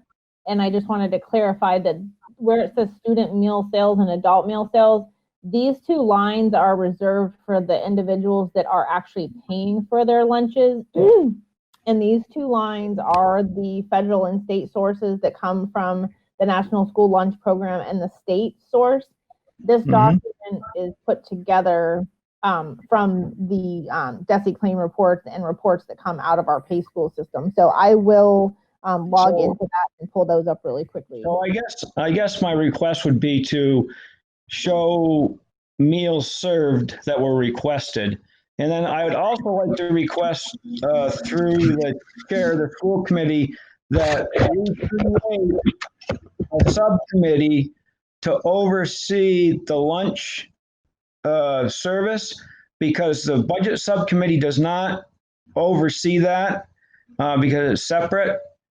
So these numbers are only being presented, but there's no school committee subcommittee that reviews this or has input really into it.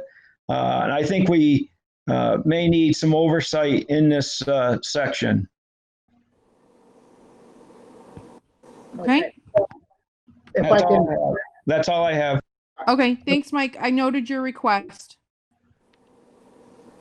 so to help answer some of that information, we keep a updated Desi claim report. So it states exactly what meals were served at which schools for the month. We keep a percentage of free and reduced. We keep information, a lot of information on that page. I'm hoping that Tanya can pull it up for us. But that'd be great to put alongside this lunch report, especially this year. Absolutely. As it comes to requested meals, when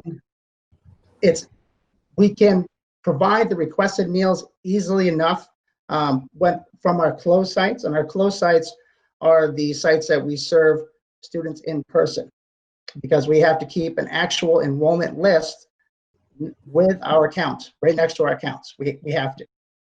Those are the mandates. When it comes to our open sites, no one has to request a meal. We do it, and I instituted it to try to get a somewhat accurate number of how many meals we need to prepare for open sites. It is very rarely accurate. For example, last week, for last Friday's service, there were 82 meals requested. We served over 200. It's not accurate. So I do have all of those saved, and I'm more than happy to share them, but it's really not going to give a very good number. It's a tool. Mike, can I just ask you, I'm over here taking notes, so I apologize. I couldn't capture the last part. I got that last week on Friday, and then can you just continue with what you said? I apologize. The meals that were requested versus the meals that we served. The pre-ordering system that I instituted to try to get a gauge on what people or how many meals we need to be making. Sure. Yeah, pre-ordered were 82. Okay. Served were over 200. Okay. It's not accurate. It helps. It's very helpful for those children that have allergies, because they can put that information into that pre-ordering. So, for example, we have a family that picks up in Warwick that has a lot of very, very specific allergies that we have to pay incredible attention to.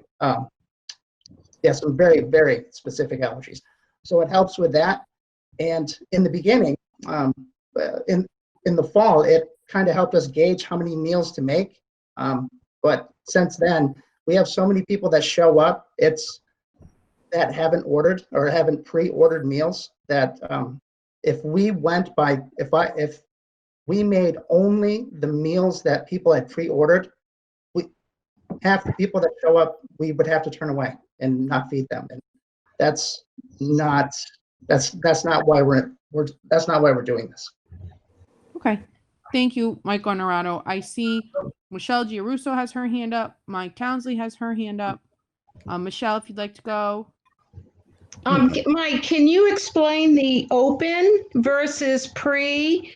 And do you have any waste? So I mean, I don't understand how. So my question is, if you have 82 pre-ordered, how much more are you making to serve that 200? That is really confusing to me. Well, that would be 118. 200 minus 82 is 118. So. No, I know, but how many more meals do you make? Well, that day it was 118. Yeah. So understanding that at our schools, at our sites, our open sites at Pioneer Valley Regional School, Northfield Elementary School, and Bernardston Elementary School, any one of those assistant managers in those kitchens can look at the numbers that come in and say, yeah, no, they ordered 20 meals and we usually serve 60. So we have to make more. We can't always go by, it's a guide, and that guide is not very accurate. I just want to bring to everyone's attention, not to interject, we do have an agenda item this evening that discusses discussion regarding meal program and delivery of meals of students. So we most certainly can continue this conversation if everyone agrees. If not, I would like for Mike Honorato to finish the lunch report, and then we could revisit this conversation. But it is up to the discretion of the committee if we want to go out of order, and we would need to do a quick vote.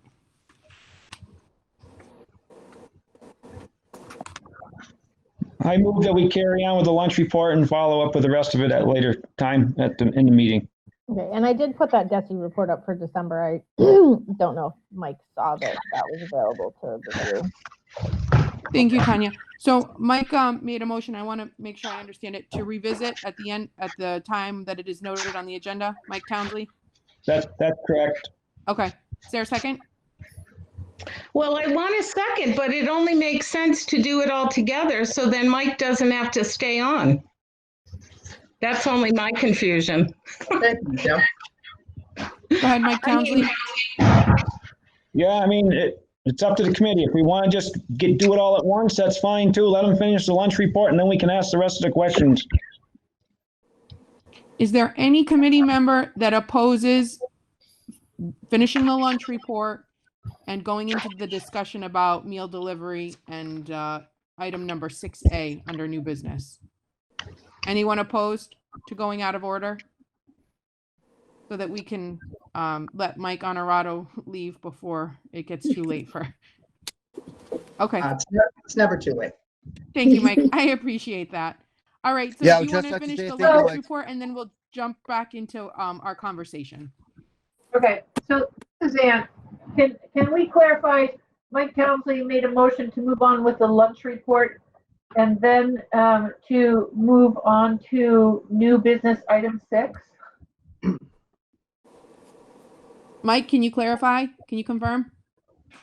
Yes, we'll move on. We'll finish the lunch report and then we'll move on to the item that is listed was added to the agenda to discuss the lunch delivery and what have you. And Michelle, you're seconding that motion. Yes, I did. Thank you. Is there anyone that opposes or abstains? Okay. All right. You got that, Ian? All in favor. All Yes. right. So let's finish. Okay, great. Sorry, Mike Honorato. Don't be. Proceed. Okay, so what you're seeing on the screen now that Tanya is sharing is it's called our Desi claims report. So every year or each year we have a claims report that runs from July 1 to June 30th. And it documents how many meals were reimbursable meals were served. And historically, we've had to keep track of a specific percentage of and our average daily attendance this year. That's not something that we have to do for our reporting, whether it's closed site or open site, because all meals are reimbursed at the free rate. So this shows that, look at our left column, and of course I'm using my mouse again, my cursor. In our left column we have Bernardston Elementary Schools, and it shows how many reimbursable lunches were served from that open site, and calculates exactly what the dollar amount is. It does the same for breakfast, and as you can see, the numbers are the same for breakfast and for lunch this month because, well, they go out as meal kits, free distance learning meal kits. We have the same thing for Northfield Elementary School and the same thing for Pioneer. Pioneers, we make the meals that we are able to serve at Warwick at Pioneer, and they're bussed up to Warwick. In our columns to the right, column O, you'll see an increase from fiscal year 20. Tanya and I put this in last year, this column, to kind of keep track of progress made from fiscal year 19. And as you can see, monthly increases in the subtotal sections are higher because, well, every student is free. So our sales are much lower, but our reimbursements are much higher. And the column P, that number is the running tally of the increase of reimbursement in the same time period from the prior year. So from July 1st of 2020 until December 31st of 2020, we took in $137,581.27 more reimbursement than we did last year. Wow. Mike, may I just ask a quick question because I can't quite see, and this is no one's fault. The numbers are a little bit small for my eyes. I see the highlighted yellow where it says free lunch, reduced lunch. Is that the reimbursed rate that we're receiving? That is the base reimbursement rates. So the base reimbursement rate for lunch is $3, for free lunch is $3.18. Okay. But there's also another 6 cents that's tacked onto it from state reimbursement, another additional 33 cents, and another federal 7 cents for, I can't even remember the acronym for PBF. I'm so sorry. No, that's quite all right. I just wanted to So make sure. all of that added together, that's what the actual rate is. When we look down for the free breakfast, and it's not highlighted, that's $2.26. That is what the reimbursement is for a breakfast. This Okay, year. and so it's 190 something and then the 32 cents, right? It's just the $2.26. Okay. So that what you see down below there is a paid breakfast. So for a paid breakfast or a paid lunch, we do receive reimbursement as well. But this year it's a moot point. There's no, we don't sell There's anything. no purchasing of the meals this year by students. Okay, perfect. Thank you for explaining that. I just couldn't quite see because the numbers are so small. Mike and Michelle, I see your hands are up. So, Mike, when you say meals served, where are those meals being served? Are all of them being served at the elementary and high school level, or are you considering the meals that if you have overrun that said in John's report that you're donating, and how many meals do you donate? What's the overrun? And is the state and federal paying for the overrun that you're donating? That's a question I have. That's a great question. I'm glad you asked. I really am. So understanding what a reimbursable meal is and being able to distribute a reimbursable meal. We have our sites. We also have a bus that goes to Warwick, and starting tomorrow, we have a bus that goes to Leiden. Understanding that the meals that are created at a specific school, we claim them for that specific school. There have been meals I partnered with, myself, and I made sure that the rest of the administration was aware of it, partnered with the Northfield Food Pantry, thank you, to help distribute the last of the meals if there were any leftover meals.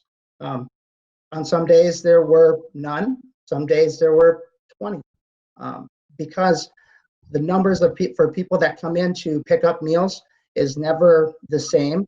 The pre-ordering is never accurate. We have to do our absolute best to try to get it as close as possible to the actual number. So I'm working with Linda Chapin from the Northfield Food Pantry would help. I'd bring meals over if we had some extras and help get them dispersed there. Can I just ask, do we notify the families within our district? Do they have the information that they can use the Northfield Food Pantry as a site to pick up the meals? Am I understanding this correctly? So through who the food pantry serves, that is no, but what I'm going to do is create, or I'm going to ask the head of the food pantry, Deb at the library itself in Northfield, and I have a question into Desi already. I talked to Doreen Iovanka.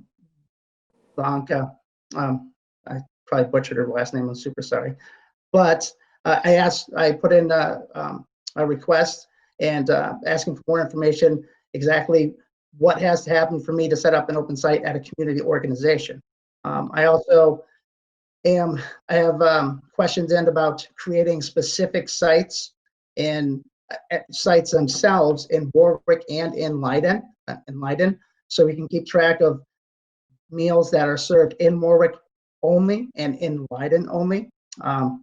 And just trying to be, you know, I understand that there are questions, what's being made where, what's being served where, when, why, and the more information that I can actually provide from reporting, the better off we are. Thank you, Mike. I appreciate that information. I see Michelle's hand is up, and then I saw a bubble pop up. Megan, did you have your hand raised? With the shared screen, I can't see everybody's faces, so I only see the little bubble that pops up. So Michelle and then Megan. Well, it's all I want to say as a representative from Leiden, and I have to put a plug in, is I really wish that Leiden was notified of the meals going to the food bank in Northfield before they went to Northfield. There was a huge void that meals were being distributed to Warwick and that no meals were being distributed to Leiden, and that I am concerned that the meals that went to the food bank in Northfield are being given to adults. And I understand that this program is not for adults, and I would like to know how you know that these meals aren't going to adults. We had children in Leiden that could have used them, and I have to put in a plug for that. Great question, Michelle. So on Wednesday, I met with Linda Chapin at the Northfield Food Pantry, and I asked her about her reporting and her tracking. So she reports, she has to track for the USDA's or for the USDA or for whatever organization as well, meals that are served to the children. So the meals that come in, they go directly to the children. She serves more meals to children than we donate to her. Everything that comes in goes right to children. Again, Mike, I just have to tell you, there is a void for Leiden, and I'm going to keep speaking up for Leiden. Well, I'll be there at 12:45 tomorrow handing out meals myself. I can't wait to see you there. All right, I'll be there. It's funny, August 18th, Brian Snell from Warwick. I love Brian. Brian's been fantastic. He reached out to John Schedule and asked John, what can we do to get meals out to Warwick? And as soon as I was notified, hey, Mike, you have to make something happen. Please work with Brian. Please work with the town of Warwick. And within 30 days, September 18th, we were able to serve meals and bring meals up to Warwick. I was there that first day. It was great to meet Brian. High energy guy. He's fantastic. And all of you in Warwick are lucky to have him. And it's been going incredibly smooth. I had to deliver the meals up there myself in December because there was some COVID issues with Kosmeskis with the bus lines. And I mean, we sat out there and were able to hand out meals. It was great. And, I'm sorry that this was brought to my attention so late in the game, Michelle, that was never my intent. I'm here to feed kids and keep everyone safe and make sure that the lunch program is profitable. That's all I'm here to do in that order. Thank you, Mike. Michelle, your hand is still up. Did you have something else that you wanted to add? No, I didn't. I forgot. Sorry. Okay. Megan, did you want to say something? I saw that the little blurb popped up that your hand was raised. Yes, I just wanted to echo what Mike was saying. We do packet pickup every other Friday from 3 to 5:30, and made a decision to have food picked up during that time as well, so that the families that were coming to pick up all their school materials and drop off materials, that they could get the lunches at that time too. And don't quote me on this, but I haven't seen any lunches since we've done that remaining. Food service is there from 3 to 4, and I believe there's no food left by the time their shift is done. And so it's been a positive way to get food into our families' hands. Megan's absolutely correct. On average, at the Northfield, From there, they were able to serve about 25 to 30 meals a day. When they're serving 3 to 4, whether it's packet pickup or on a day when it's not a packet pickup, they've been able to do it. They've served 70 meals a day, and they have nothing left, and they run out. Obviously, it's something I'd like to try to institute, across the district, but I also have to be mindful of exactly what our kitchen staffs or food service staff situations are. Our staff at Northfield, they have 8. One of the ladies have an 8-year-old son that needs help with remote learning. One of them has a 9-year-old son that needs help with remote learning. So it's helpful for them to be able to do that. Whereas some of our staff, it's not as helpful, and I don't want to push our staff to do something that they're really not comfortable doing, because it's a big change in what their hours and what they're working. But Megan's right; it's been fantastic. The feedback has been so positive from being able to do that at Northfield. Does anyone have any other questions or comments? It sounds like we got a lot of information this evening. Thank you, Mike Honorato. I appreciate it. It sounds like we have a variety of people who have come together and continue to come together to discuss how we can best service the children within our communities and ensure they're being fed properly. And I'm sure that the discussion will continue.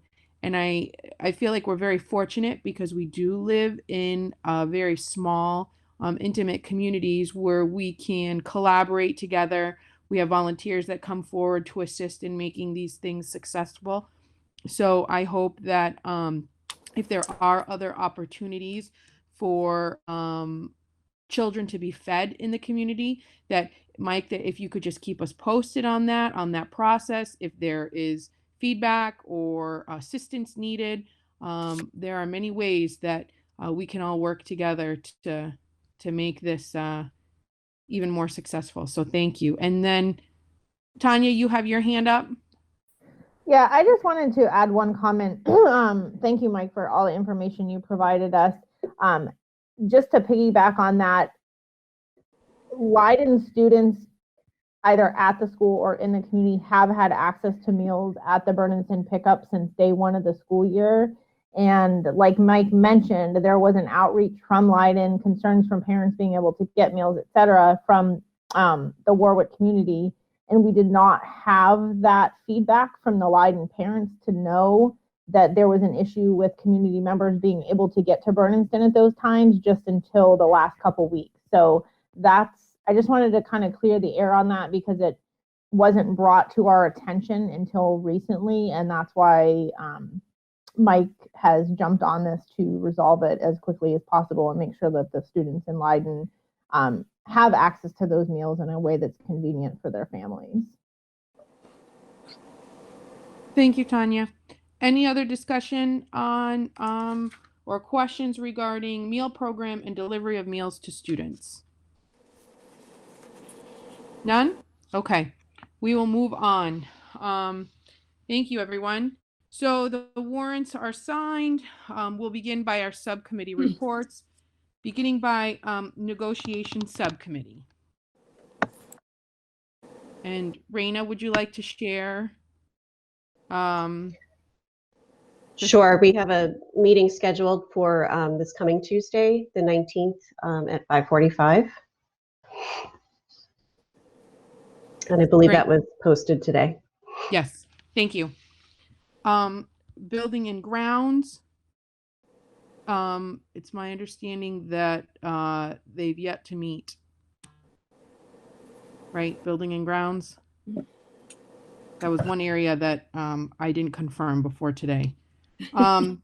Sorry, there was a lot on the agenda this week. Yeah. Curriculum and personnel. Yep, that would be me. We met on January 4th, and because all the other members are new to this subcommittee, I reviewed what the duties were for the curriculum and personnel subcommittee. We then focused on the superintendent evaluation, which this committee is responsible for, and requested that the superintendent provide an update to his goals for the school committee to begin to think about. And if you read his report to the end, you saw that at the end, he did provide that update. Thank you. We'll be meeting again before the next or our February regular school committee meeting to consider some of the new curriculum and program changes that were also in the superintendent's report. Thank you, Karen. Budget subcommittee? Yes, Kristen, we had a meeting this last night, Wednesday, January 13th. Very productive meeting, just like the last one before. We have another meeting Wednesday, January 20th at 5:15, and that'll get us pretty darn close to being finished up. I would like to thank the administrators that have participated and worked with Tanya in getting the numbers in. They're very mindful of the budget. There's changes to the curriculum that are happening that are positive and that go hand in hand with some of the other changes, including sixth grade, and also along with equipment that would be provided to those students in that change. So I do hats off to the administration for putting on a good meeting presentation last night with Tanya. Thank you. Thank you, Mike. Policy subcommittee? Okay, this is Karen again.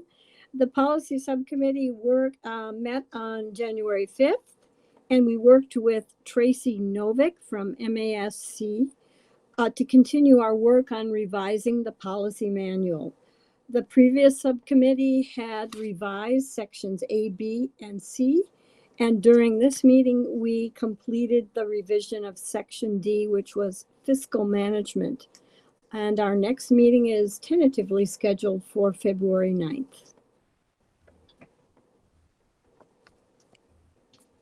Thank you, Karen. District Agreement Subcommittee. So before the new year, I had sent out an email to this subcommittee. There was an inquiry if we should meet before or after the new year. It was decided to wait until after the new year. So I will coordinate that meeting so that we can coordinate with legal counsel, and more to come on that date. So anyone who sits on the district agreement subcommittee, you'll be receiving an email from me about coordinating a date to meet. And then Warwick Transition Subcommittee report. John, do you want me to talk about that? Sure. I know there's another meeting coming up on Tuesday, but if you want to fill in the committee, that would be great. Okay. Well, we also met last week, January 6th, to continue working on revisions to the two major documents relative to the transition. One is an actual transition agreement and a tuition agreement for Warwick students wishing to attend PVRS after June of 2022. And what was the date of that follow-up meeting, John? It's this coming Tuesday, I believe the 19th, right after the negotiation subcommittee at 6:30. So the Warwick Transition Subcommittee meetings at 6:30 on the 19th. Okay, thank you. David, I see that you have your hand up. Yes, John, I had sent the fact that since Monday's Martin Luther King Day, the select board meets Tuesday. So I'm tied up and Brian's tied up. If your site has a reason to meet, go ahead. But I have a select board meeting. Okay, so maybe I'll outreach to you tomorrow. You can look at a few dates, and I'll have to coordinate with Russell. A couple new dates. Okay, thanks, David. I'm sorry, this one always catches up on me. That's okay. Everyone is very busy these days. I was yeah. looking at our school committee calendar, and it seems like every subcommittee is meeting every evening, and there's a meeting every night. So, all right, moving along to new business. Item number 1, understanding the role as a school committee member. I sent out an email to everyone with the link to register for the Charting the Course. I want to make everyone aware that there are 2 mandatory dates to attend. One is January 30th, and I believe the second date is February 6th. If you have not already done so, please make sure you register. If the date is a problem for anyone, please feel free to let me know. We can coordinate. I am going to ask MASC to come and do a training for us after those courses are offered to sort of regroup and have an opportunity to have a more intimate discussion where we can provide maybe more specific questions and get specific answers if the group agrees to do that and feels like it would be beneficial for everyone. Also, everyone should have received some documents regarding the roles and responsibilities of school committee members. And Tanya, do you have your hand raised? I was actually just gonna, I don't know what you shared out with them, but I have, and I'm happy to share, but it's probably the same thing. I do have the PowerPoint presentation and documents that Tracy brought to us when they met with the committee when we turned over 2 years ago. So I'm assuming that's what you shared, but if not, I'm happy to send those to you to distribute as well. Yeah, these are an updated version because Okay, they revised some of their docs. So Yep. what I sent to school committee members for their review is just some of the updated stuff Yeah. that No, we that's had fine. gotten I reviewed. raised my hand before you mentioned a couple No things. so worries. Sorry about that. No problem. Thank you. The more information, the better. So everyone should have received a packet of information. Anne? Yeah, I'm sorry, quick clarification. You mentioned 2 dates of mandatory trainings for new people. Are those either or do they have to attend both? They must attend both because Okay. there is a minimum hour requirement. Okay, that's all. Thanks, Anne. So roles and responsibilities, a document that discusses and explains the open meeting law, as well as a document that explains conflict of interest. So a couple items that I just wanted to review with everyone that have seemed to pop up with regarding folks having questions about. So let's see here. We'll begin with the open meeting law.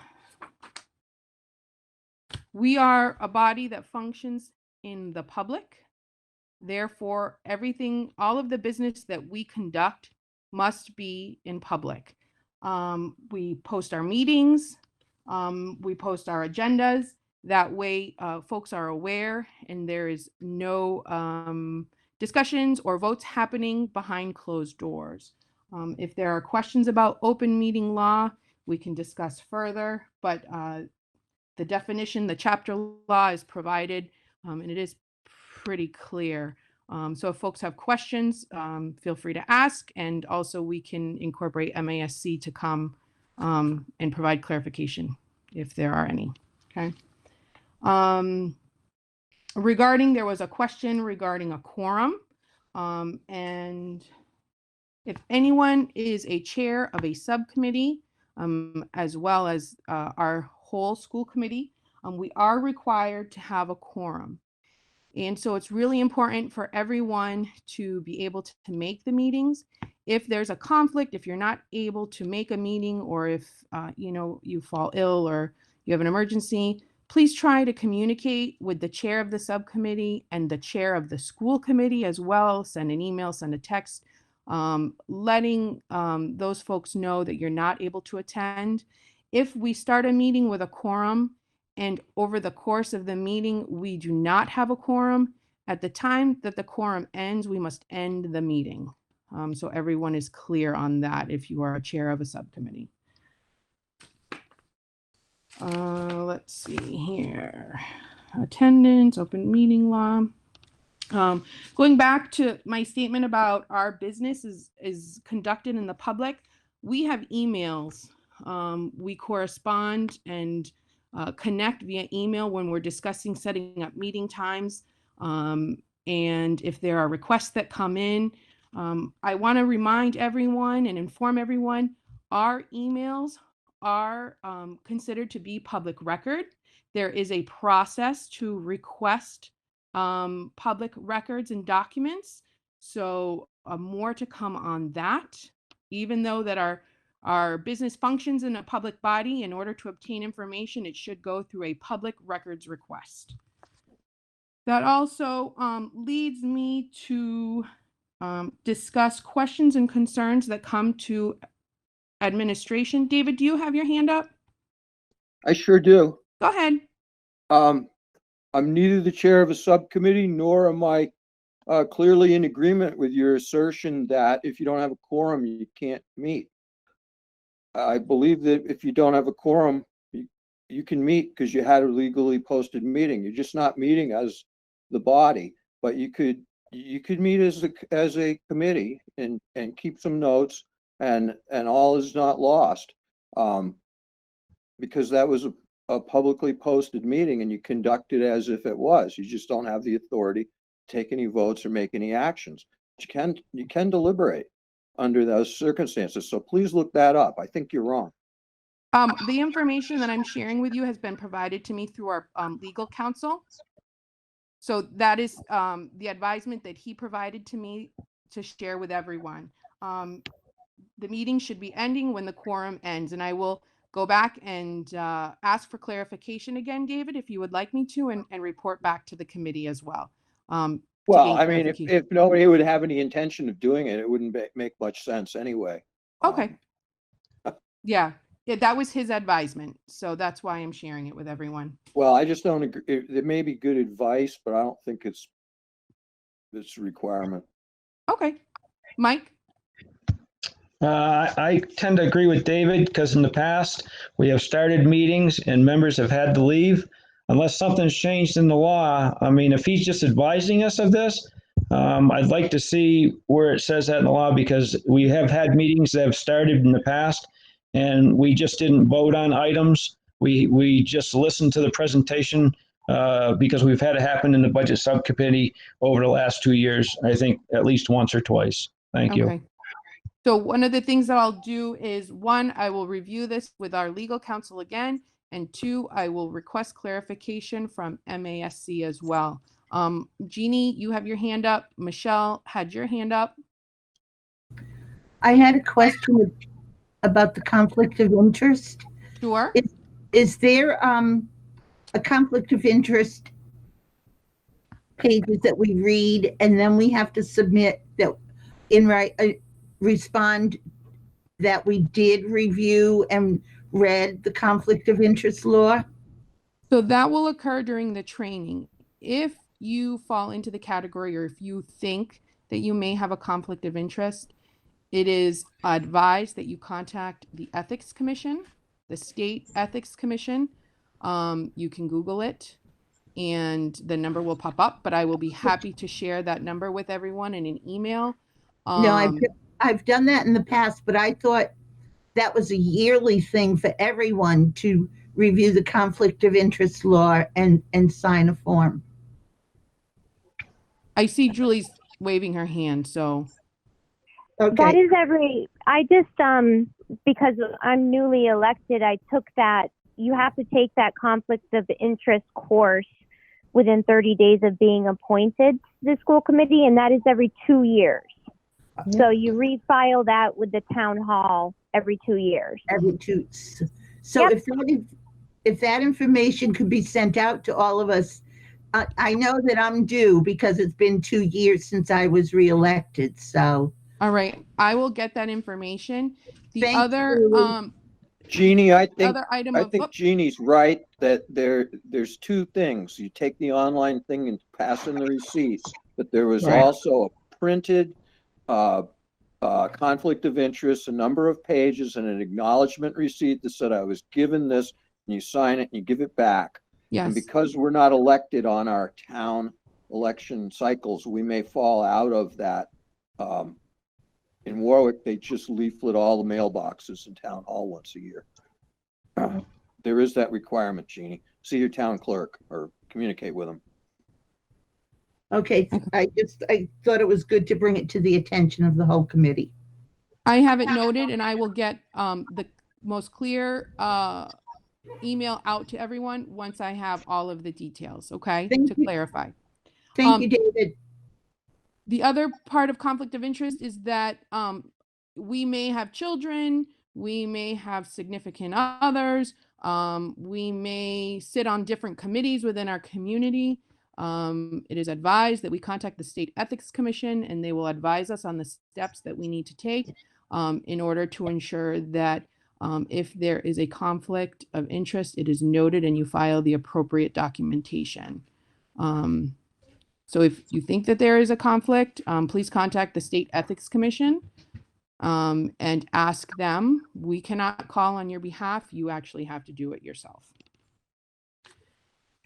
The other thing that I have that I wanted to discuss under this agenda item is email communication. So if anyone as a school committee member has an email inquiry for administration or a question or a concern that they would like to share, the appropriate way to express that or inquire is through the chair, and in the absence of the chair, the vice chair, so that there is a streamlined method of communication and that there can be monitoring to ensure that there's appropriate inquiry and answering. And if this is something that continues to arise and needs to be discussed and placed on the agenda.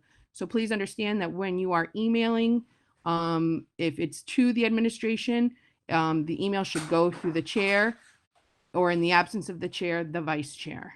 Okay, does anyone have any questions about that? Michelle, do you have your hand up? Yes, I do.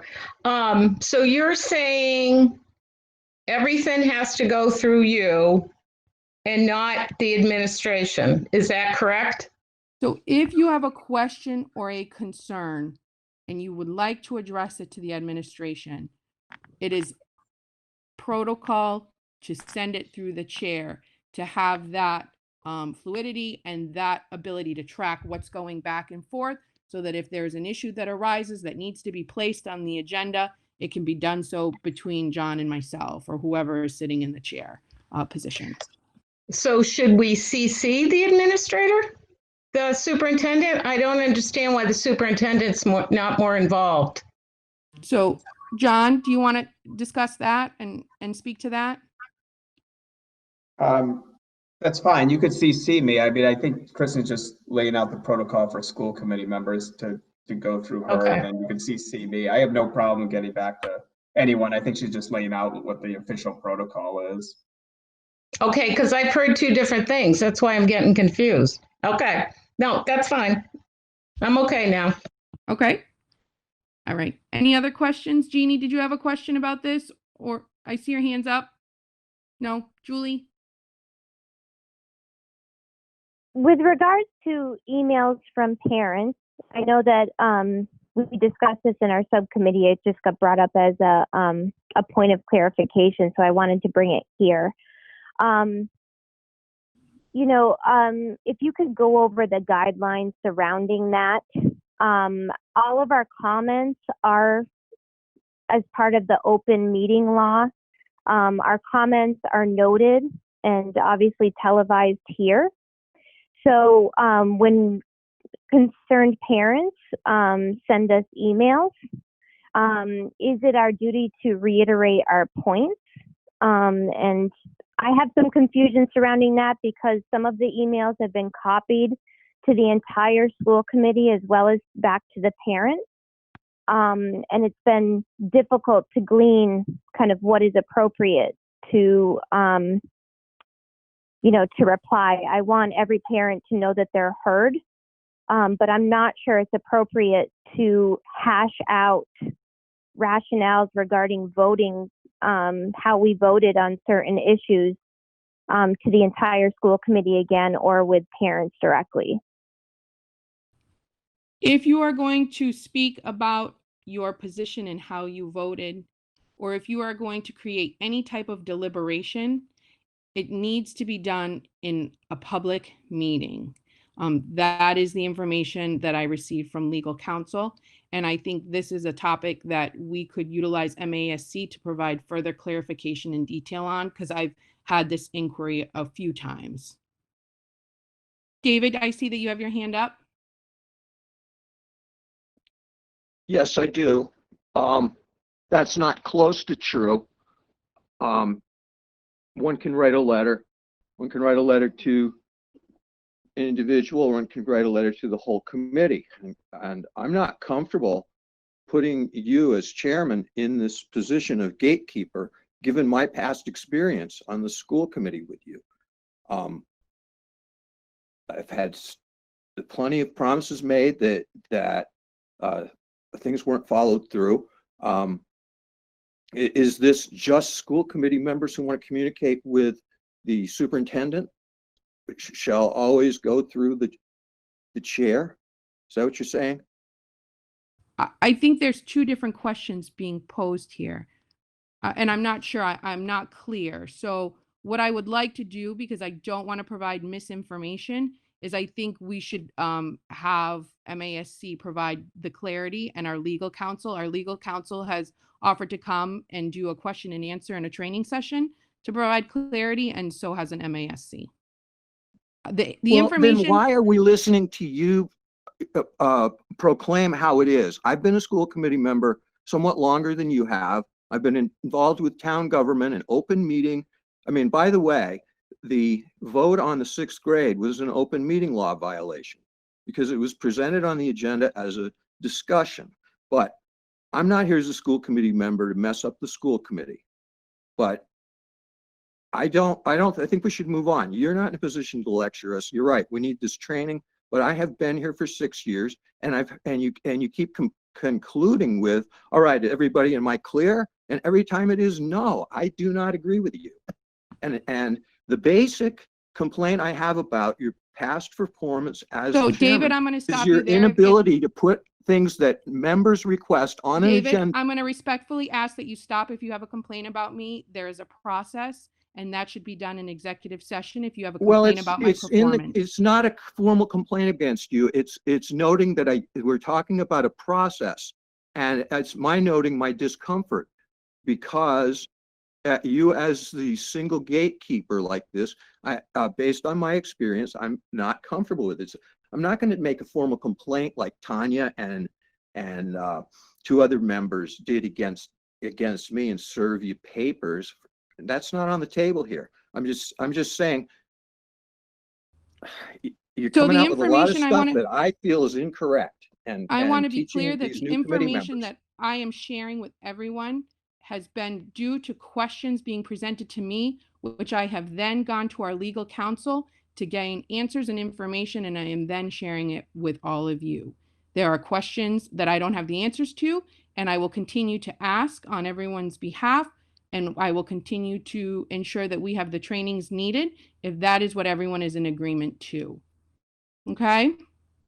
I would be in agreement that you provide the framework that you made the question, because I know how much the cast of the ask can influence the answer.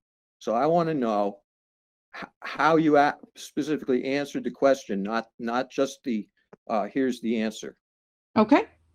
Thank you.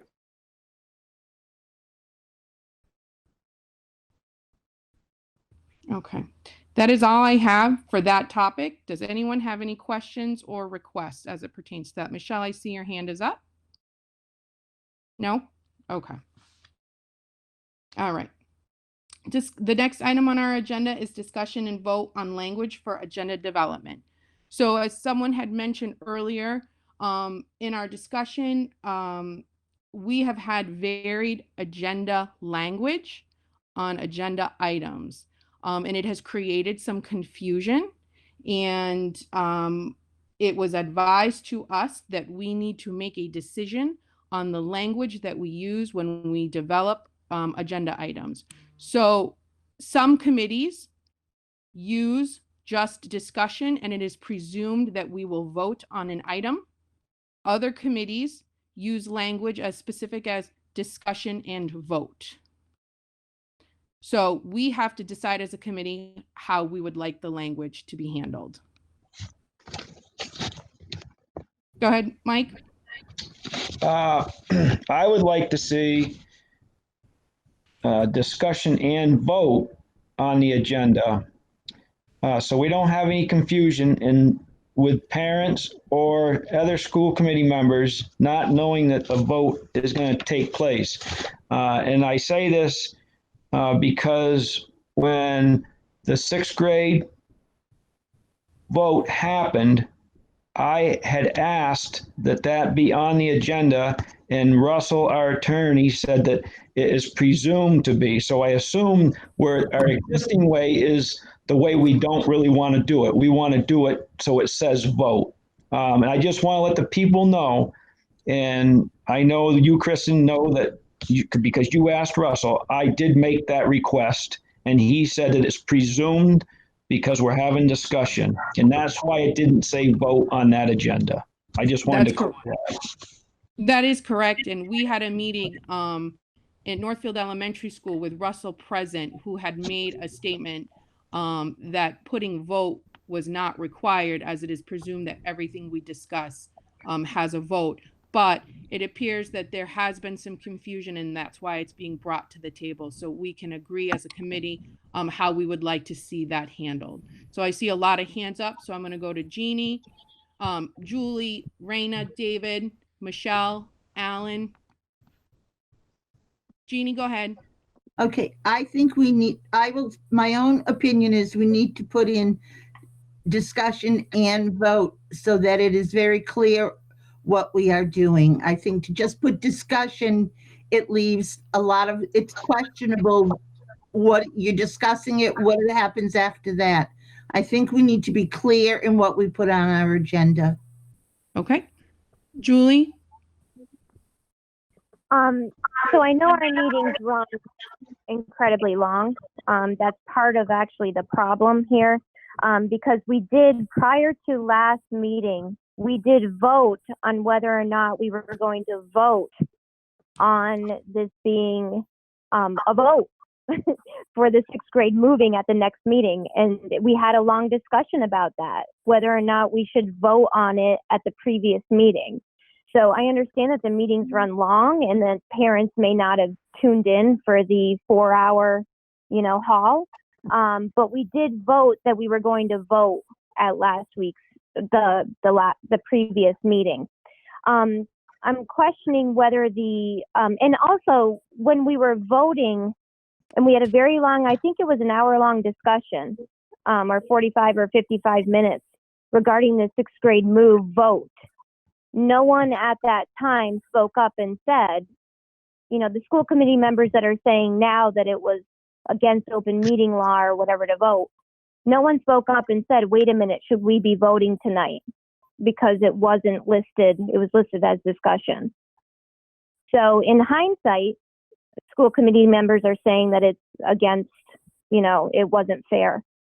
But perhaps a way around it would be to say discussion and potential vote clearly on just about every issue. But I just want to make note that, we did vote on whether or not to vote on the move 2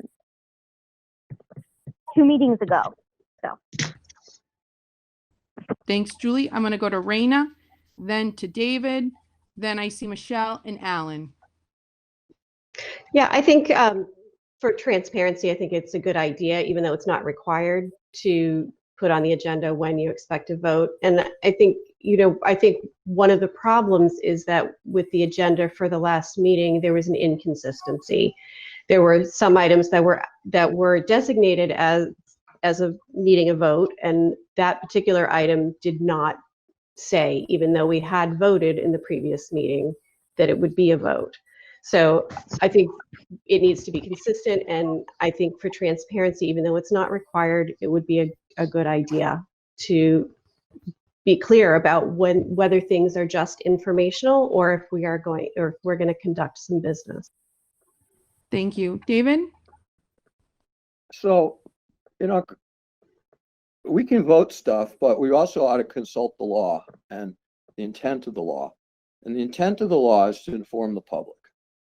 So we're not supposed to talk about putting a new heating system in unless we put it on the agenda, unless the heating system became an emergency matter and was unforeseen, in which case we should amend our agenda just as quick as possible so that anybody who does look in intervening time.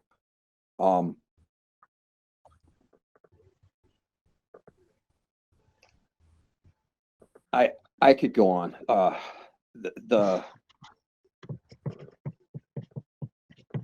don't think anybody wants to hear it anyway. So Okay, thanks, David.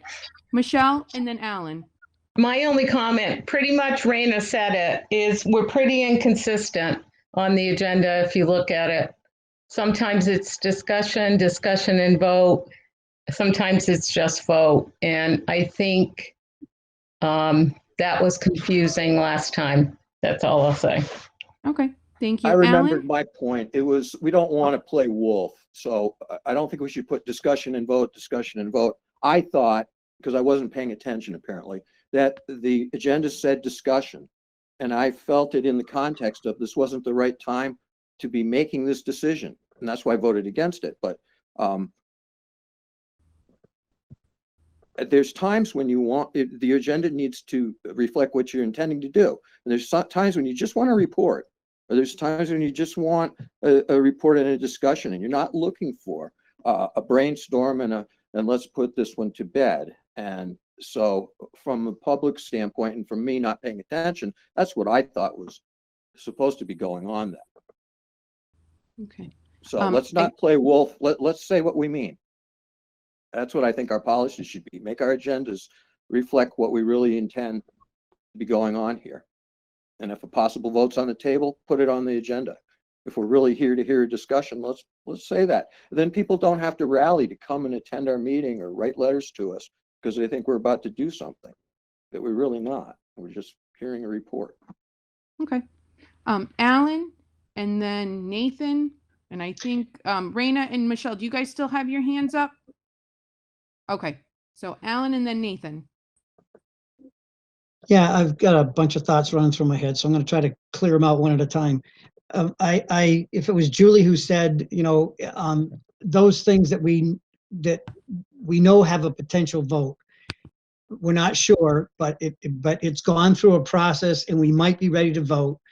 I would like to see that really clear, that it's a discussion and possible vote. So that says to me that we're almost there, and we might now have enough information after this discussion to do this.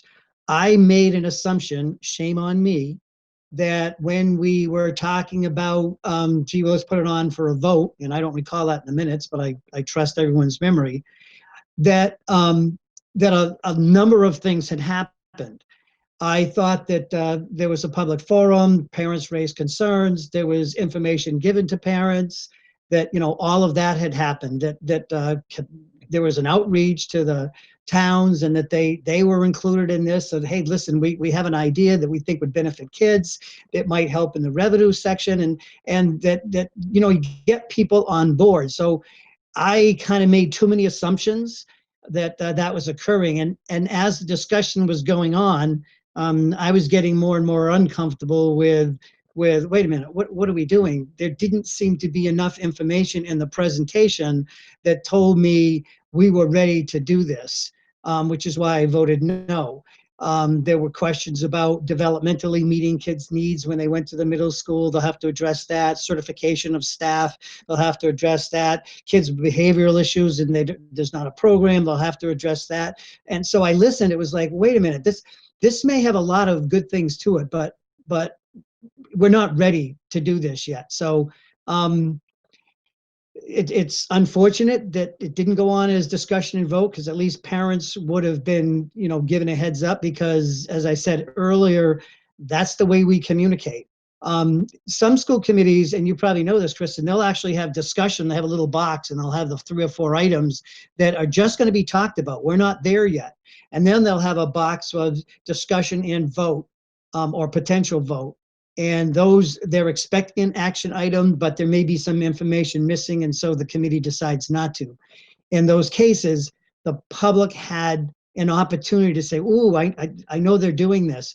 So I think you're right, whoever mentioned that the confusion was parents that just saw discussion, and then they saw discussion and vote, they would assume, as I would, okay, they're not ready yet. They're not going to be voting on that. So I think it just kind of blindsided things. And if the vote ends up being rescinded, that doesn't mean that there's not an opportunity to backtrack and to get people on board and to finish the plan and then bring it back. But I will just say that this is not the year to do it, with the pandemic and everything going on.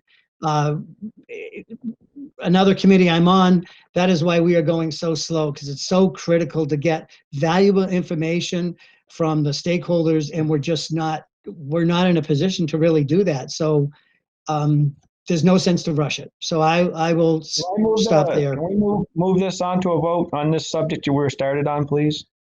So I see Julie's hand and Mike's hand. Once Alan, again, were I you want. done? No, Alan? I have a question. I thought we were on item 2, discussion of the agenda, but we seem to have moved on to 3, which is the 6th grade move up. So I'm a little confused as to what motion we're talking about and what discussion item we're on. We are on number 2, We are and we should talking about remain the on. language. I apologize. We are talking about the language, but we're using that as an example of why it was confusing. Okay, so we are on number 2, discussion and vote on language for agenda development. I see Julie's hand, Mike's hand, and Alan, is your hand still up? Oh, no, I'm sorry. I'll put it down. Okay, Mike and Julie. I'd like to move. It did get blurry. Oh, sorry. No, go ahead, Julie. I'll let you finish. Sorry. It did get blurry. I don't believe that we were supposed to reiterate our opinions on the 6th grade move. So I just wanted to bring that up again. What are we talking about here? We've already voted on the 6th grade move, an hour-long discussion. So stating our reasons for why we're for or against the 6th grade move doesn't seem appropriate at this time. Mike, and then Ann, do you still have your hand up?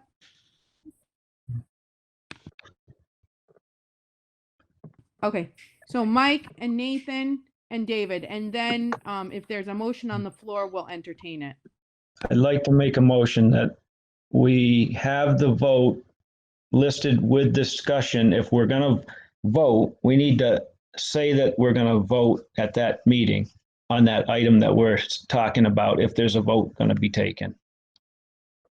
Okay, there's a motion. Is there a second? I'll second it. I'll second it. Okay, so that was Michelle first. Sorry, David. She was the first one. And then any discussion or deliberation? Yes. Okay, David and Nathan, I see both of your hands up. So David and then Nathan. I mean, we vote this, but underlying it is that we give an attempt, our very best attempt, to let the public know what we anticipate is going to happen. And there is such a thing, despite this policy perhaps passing, there are conditions where something can come up of an exigent nature that the committee would have the ability to vote. So it's not, it's all about making the public aware of what we're trying to do here and not sneaking anything by anybody. And I think we'll all agree to that intent. I just wanted to put that signing statement on my vote. Thank you, David. Nathan? Yeah, I have a very similar thought. That is to clarify just the openness of what we do. That what we're doing is in the public's interest, that what we're doing is out front, in front of everyone. So as long as everyone's on board with that, then yeah.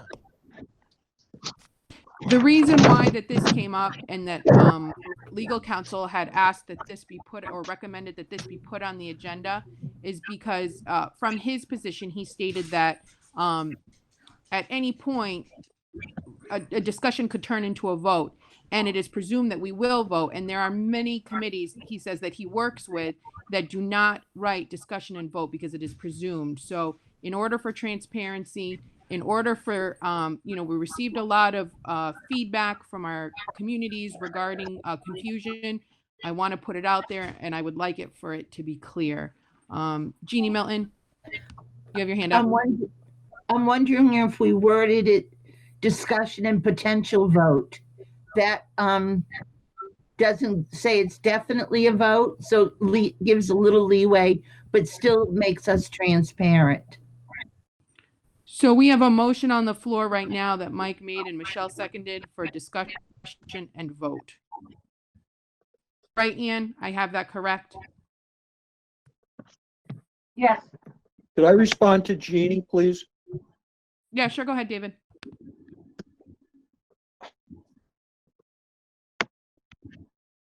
I'm sorry.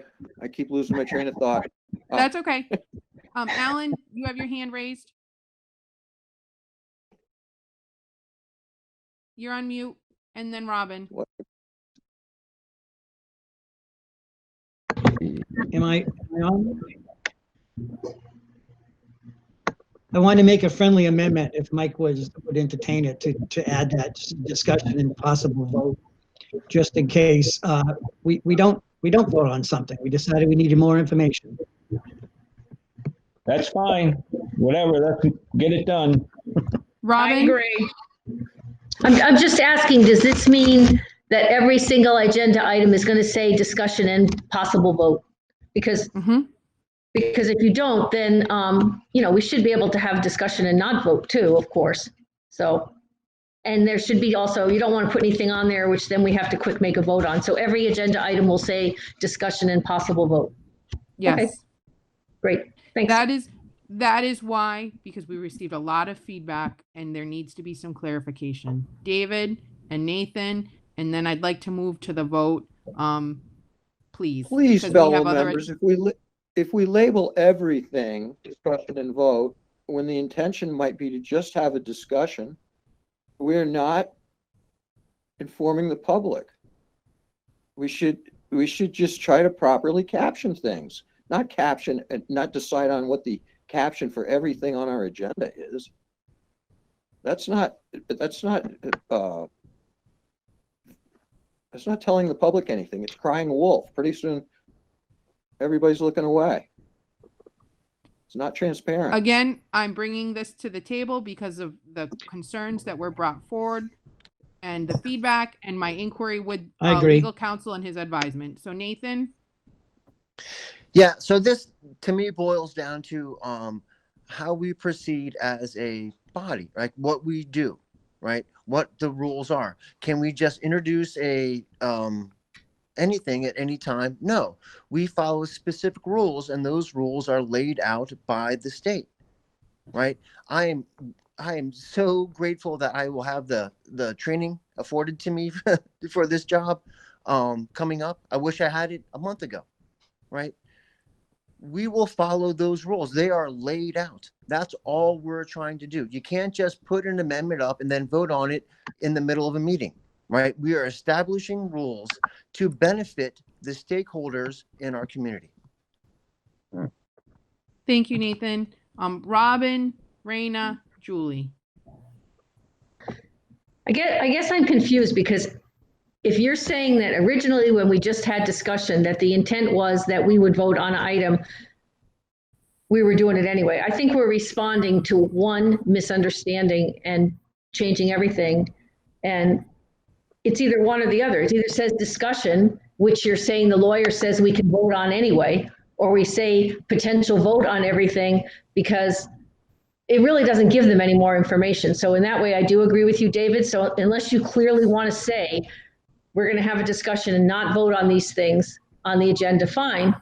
And then you just put vote for the ones you want. I don't care, but it doesn't seem to be a whole lot different if you put potential vote or if you just leave it the way it is. Okay. Julie and Jeannie. Yeah, And Raina. that's the point I was trying to make earlier. We voted that we were going to vote on it. So if you write discussion and potential vote on every single thing, I agree with David. It's like you're just kind of checking a box, you know? So I believe that if the law says discussion can always lead to a vote, I'm on this school committee because I watched a school committee meeting and it wasn't an agenda item, but someone proposed delaying school for 3 weeks and making it remote learning. And it was voted in. Okay? Those things can happen according to the law. And so, and that's when I decided I cannot be an armchair quarterback, and that if I really want to make a change, I have to step up and be part of the committee. And here I am. And you know, to speak to how a lot of us got in, well, due to COVID, the deadline to submit your application was over the summer, so it had long passed by the time all of us saw that there were seats open. So regardless, whether you say discussion and vote, you know, I think a discussion and vote implies that you're going to vote. So, you know, I think we have to default back to the law. I think we also have to remember that in relation to the 6th grade move up, this is not a brand new issue. There was a meeting a year ago regarding this. This was not by any means a surprise. It may have been a surprise because people didn't tune into the meeting previous that we were going to vote on it, but we did vote that we would vote on it. But this wasn't something that someone just grabbed out of their hat, you know, last week and said, let's move the 6th grade. So I think that we have to keep that in mind as well. All right, I'm going to go to Jeannie, Raina. You know, I'm having a major senior moment, so I'm gonna just mute myself. All right. Just to remind everyone, we do have a motion on the floor in a second. Raina? So 2 things I want to say. There's no difference between not putting vote and assuming that any item could be voted and putting discussion and vote on every item. So what I agree with David, I think what we're trying to capture is the intent. And so if something is clearly going to be just informational, then we don't put vote. If it's something that we expect to vote on, then we should put vote. And like I said earlier, the inconsistency within the same agenda was part of the problem. Okay. Alan, and then we will take this to a vote because we do have a motion that, unless it is rescinded. So Alan? Yeah, we're spending a lot of time on this that We I don't are. think we need to. So it is what it is. I agree with David. Just those items that are informational we're going to talk about, that should just say discussion. Anything that we think is going to be ready for a vote, it should say discussion and potential vote. And that's clean. And sometimes something may happen, particularly emergency, but it is what it is. As long as our intent is to make every effort to let the public know what we're trying to do, then we're doing it in good faith. Okay. So we have a motion on the floor. We have a second. Anne, could you just recite the motion so that I can go through the list and take the vote, please? Yep.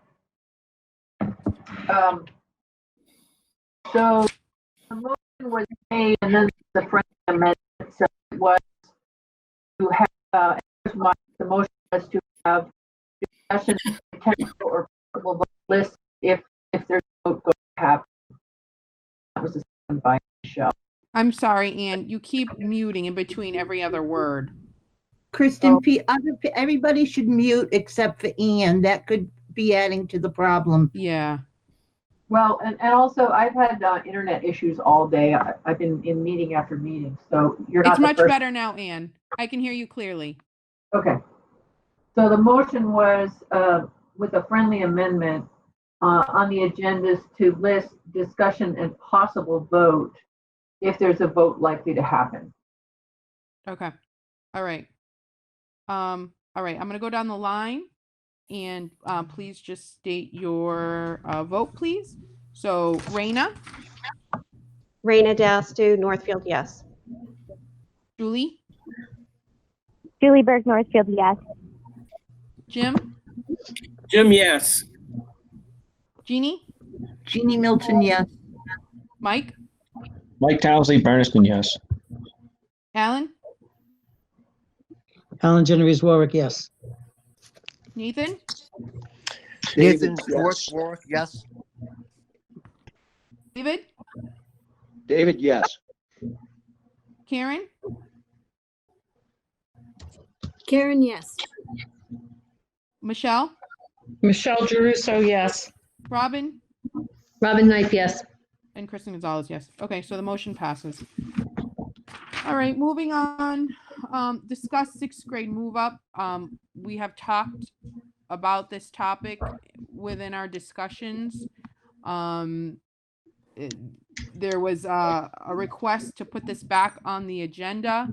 I think some clarity has been provided, or some folks have stated their position on how we got to that point. Does anyone have anything else that they would like to add as far as this topic? Well, oh, sorry. If everyone could just raise their hands, please. Okay, so I see Robin, then Nathan, Michelle, Karen. Oh, and then Jeannie. Go ahead, Robin. Let me unmute myself here. Oh, I just wanted to ask Jonathan. I hear the concerns, and I was wondering, do you feel like this, like you have the financial and the manpower to make this happen in a way that would be that can work in 7 months? I mean, do you think that this can actually happen to meet at least most of the parents' expectations? And what are your plans to help these kids make this adjustment? Are you looking at summer school? Are you looking at anything like that? So just to backtrack a little, we did start this process last year. We sent out some surveys to families. We had a public forum where families and staff participated.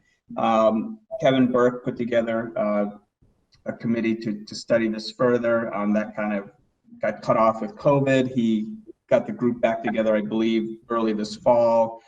We have been planning on this move. There's been a lot of work done as far as making it happen. I think we can make it happen.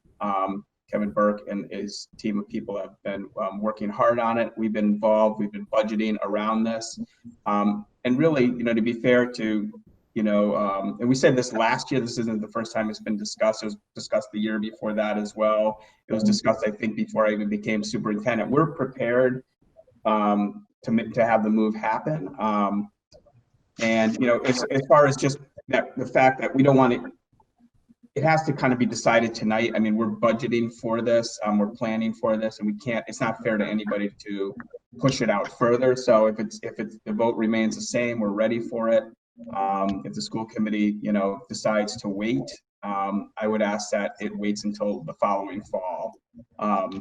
Like I said at the last meeting, I could see both sides of this, but we are prepared, and we can bring the students up to Pioneer. So. Okay. Thank you. Are you all set, Robin? Yes. Okay, Nathan. Yeah, hi, thank you, John. I was wondering if there will need to be additional staff to help with the movement into sixth grade at Pioneer, and how you were thinking about like addressing busing issues, right? As far as like supervision on buses, kids of different ages being on buses. Yep. So I'll answer your bus question, but I'll defer to Kevin Burke maybe about the additional staffing that we're putting together. But right now, students of different ages are on the buses together. Right now, in the afternoons, I believe that Pioneer students and the elementary students are on the buses, at the same time. And that hasn't been an issue. So I don't see that being an issue with moving the sixth graders up. I mean, you could argue that, yeah, there's a difference in age between the sixth graders and 12th graders. There's a difference in age between sixth graders and kindergartners too. And so I don't think there'll be a bus issue. Obviously, if there is any kind of issues with transportation, we deal with that immediately. And then if Kevin's on, let him talk about the staffing and some of the planning that he's done with his committee. I am on, and yeah, that was part of the presentation I provided last time, which I believe you all have the documentation of. So I don't have that right in front of me, but we have 4 staff members, 4 positions that would be coming up, the current 6 grades in the elementary schools. So that would fill our math, science, social studies, and ELA positions. Then we were looking at, and forgive me if I missed something, but we were looking at increasing our music teacher from a 0.6, which he's currently at, to a full-time. So that's an increase of 0.4 FTE. Increasing the technology position, which was reduced to 0.5 last year, back up to a full-time FTE.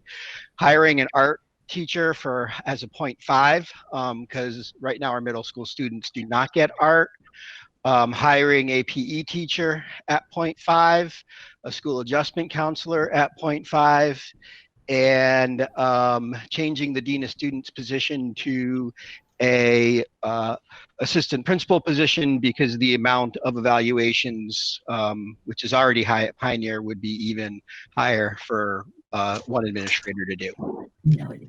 I believe I got everything. Thank you. Thank you, Kevin. Jeannie, you had your hand up? I do. My concern is academic, for students' academic, the school is all set up. But these kids have had very little interaction with each other. Their maturity level is lower. And I believe that because of COVID and there's so many changes these kids have had to endure, that we hold off another year so there can be more stability in their lives prior to going up to the high school. All of the news, all of the, whether it be social media, television, newspaper, has saying how much emotional support all of these school children are going to require for at least the next 1 or 2 years. And I just feel that this is another change for these kids that is not appropriate at this time. We're addressing all the academic needs, but the emotional needs are a lot greater than what anybody has addressed. Thank you, Jeannie. There are a lot of hands up, so I appreciate everybody's patience. Raina, I see your hand up, and then I see Mike, Michelle, Julie, David, Karen. Yeah, I just want to say I echo Jeannie's sentiments as well. I mean, I'm really concerned about the social and emotional needs that these kids are going to have once they get back into school, and the ability to, and I guess that leads into one of my questions, is whether we think 0.5 is enough, a 0.5 FTE for an adjustment counselor is going to be enough, with not only the additional population in the middle school, but also the greater need that we're going to have because of what is happening right now with COVID. I also wanted to say that what I remember the results of that parent forum that happened, the one parent forum that happened last year, was the plan was to get more information that would be shared with the community, and then to make a decision over the summer so that the students would know when they started school in September that would be their last year in elementary school. That got sidelined by COVID, which nobody had any control over. But I think that contributes to why it felt so rushed for this to suddenly come up again after zero discussion from January. It wasn't a new topic, but there hadn't really been any discussion or work done in that intervening time, for good reason. So, and I'm also curious to know who is on the committee or task force that's doing this planning, and whether they need support. Is there also, if they're staff and faculty, they're also dealing with a crisis right now and difficulty with just trying to educate our students from day to day. So, John or Kevin, would either of you like to respond to Raina's inquiry? Sure, Kevin, do you want to talk about who's on your committee? Well, the committee that was formed initially kind of got hit pause on when school committee came back, I believe it was November, and requested that we gather information. I called them back in. I would have to go and look at my list so I don't miss anyone. I don't have that information sitting right in front of me. I could certainly easily put it together and have it out to the chair tomorrow and have it out. No, I'm talking more about like who's doing the planning right now for the fall. That was my question. Well, there's multiple points doing planning for the fall. I mean, right now we've been working at the administrative level doing it, and there, once this is officially official, we'll be doing it on multiple levels, including parents, including students. So, I mean, I would go forward with a thorough process, which is what I had started with to begin with. Thank you, Kevin. Julie? I just want to kind of discover here what our goal is, because we did already have an hour-long discussion regarding this, and we voted, and it passed. So I really want to know what's going on here. Kevin Burke and John Schedule presented us all of the information, and we voted, and it passed. So I'm not quite sure why we're revisiting this right now and stating the cases why it should or shouldn't happen. Can someone please clarify that? I sure could. There's some of us hoping that one of you 7 who voted to do this would agree to change your minds because we think it's a mistake. So that's why you're hearing this. David, excuse me, did you have anything else that you wanted to contribute or say? Because your hand is up. I'm sorry.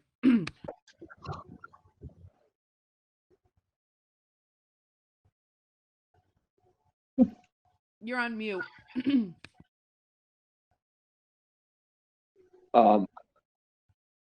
Did you not hear what I said? I did, but I just want to make sure before I go on to the next person. No, I appreciate your indulging me blurting that. I'm signing out now. Okay, thank you. Sorry, I have a tickle in my throat. Michelle, Mike, Karen. Well, I voted in the majority to move the 6th graders to the middle school last night. I am so sorry, last time. And I moved to rescind my previous vote. The parents that have spoken have gone to my heart. I've heard a lot from other parents. I think Amanda Lewis put it the way I would like to say it. Do we have a recovery plan for the children in this pandemic? Is there any way that we are going to assess their needs as a result of this pandemic? And are we confident that this is the time to make this decision? And I am very torn. I seconded the motion last time. I feel now that I was too quick because this pandemic has taken a lot out on the children. And like I said, I'm very torn. I believe a middle school should be in our future, but I do not think now is the time. I appreciate Jean Milton's comments and Raina's, and I want to rescind my vote. And Karen, I don't appreciate your facial movements right now. And I'm very, yeah. Okay. And so you can speak your turn, Karen, but I am going to rescind my vote and hope that we can have another vote on this. All right. I want to bring everyone back together. I want to make sure that everyone has an opportunity to talk. People have a lot to say on this topic, but I would like to ensure everybody that I can moderate the meeting and we'll go by what hands are raised. So please make sure that you use that feature or if you want to raise your hand. Mike and then Karen. Could I just have, this is Ann, I just want clarity. Michelle, was that a motion to rescind the December vote, or are you just? Yes. Okay, that was a motion. Okay. You have that correct, Ann? Yep. Okay, so it's a motion to rescind your vote. I second it.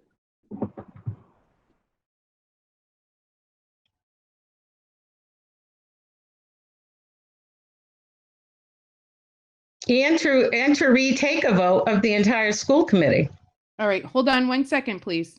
Okay, please wait to be called on because I'm trying to take notes so that I have this documented accurately. David, you did the second, correct? Yes, Okay, correct. so we're in deliberation. Ann, do you have your hand up?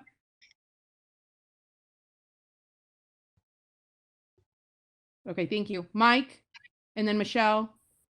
Oh, no, I'm done. Excuse me, Mike and Karen.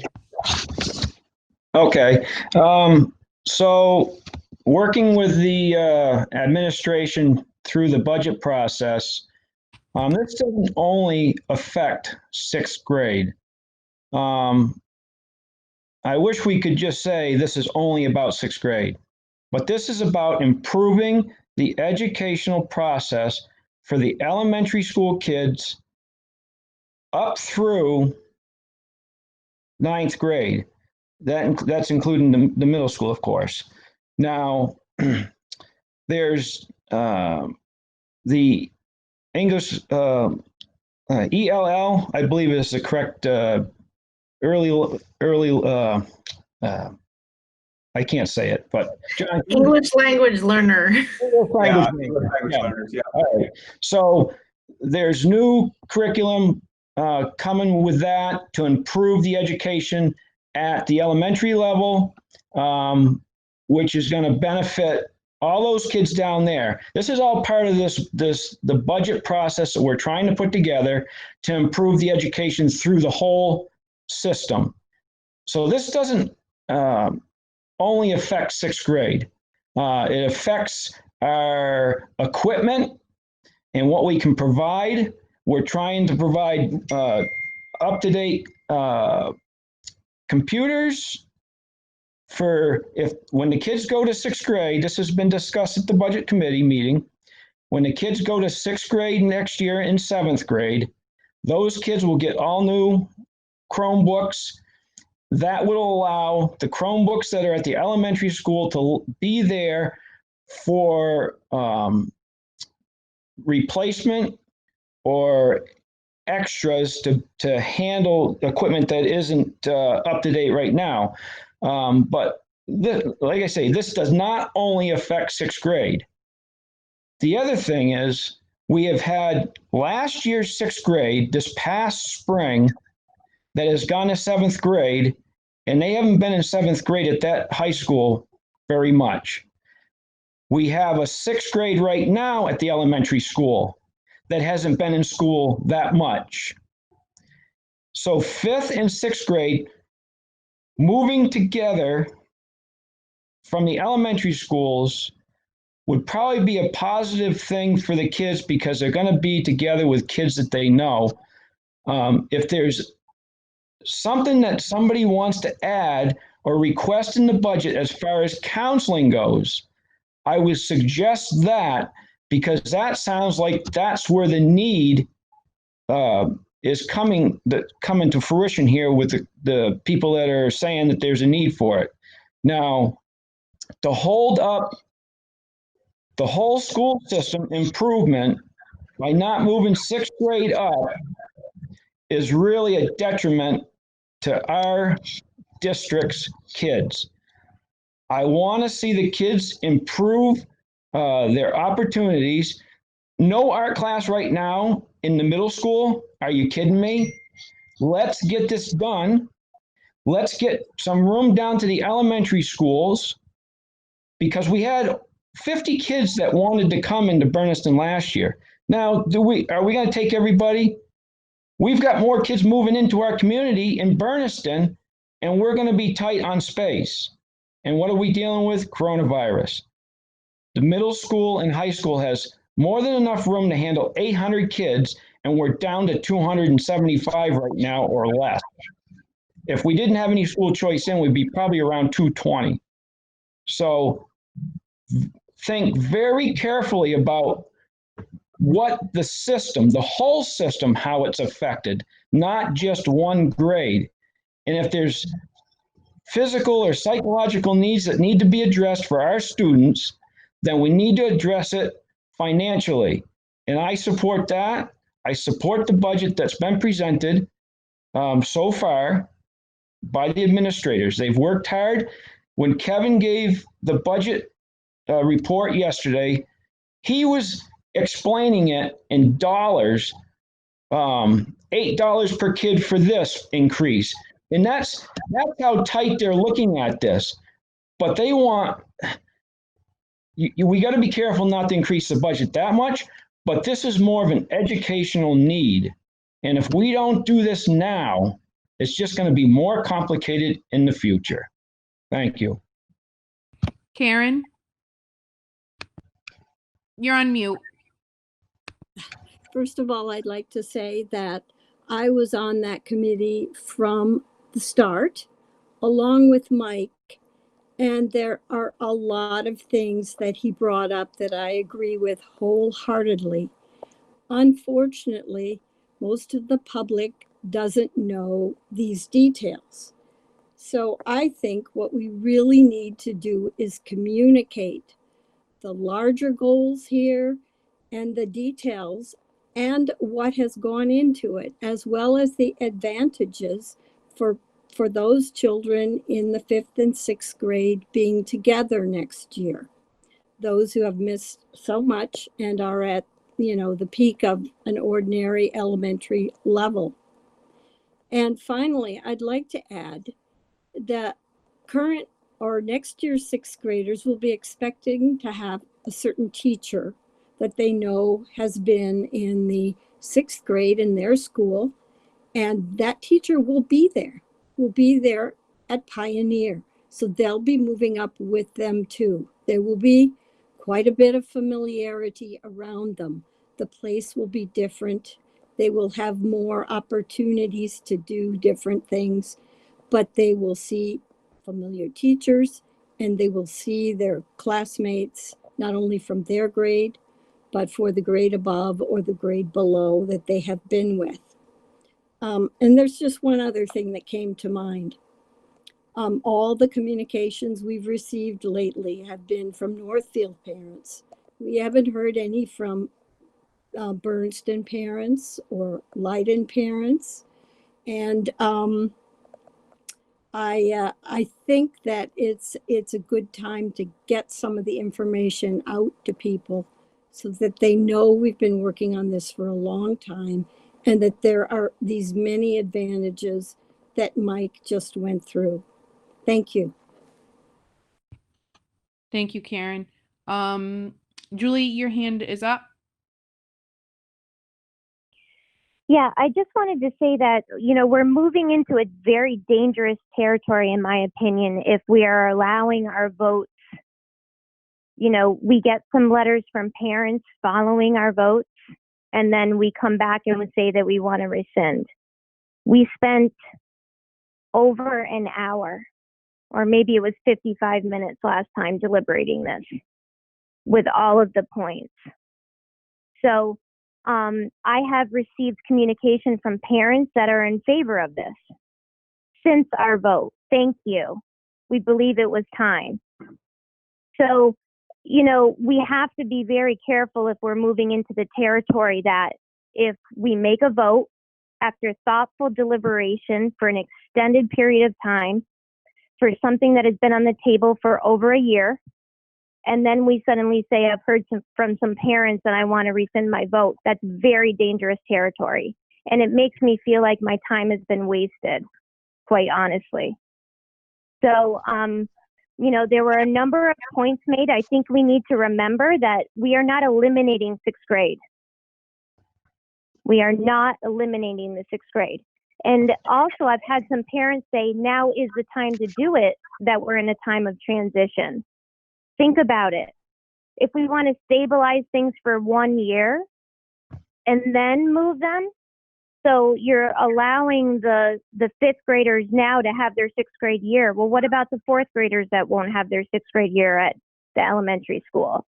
Why would we restabilize or we've had this year that has been completely blown away. So why not make the change now? There are many, many reasons to consider why the change is actually, this is good timing to make this kind of change. So my vote would remain the same. And I just want to think about the precedent we're setting here.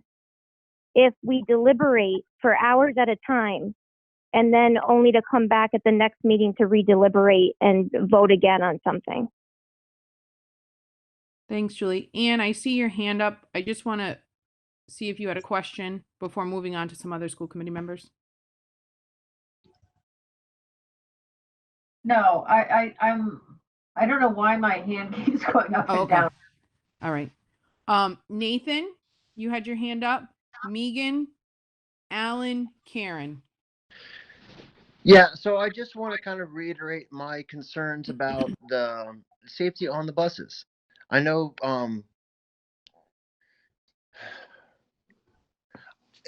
I strongly feel that we need a non-driver adult supervisor on the buses, right?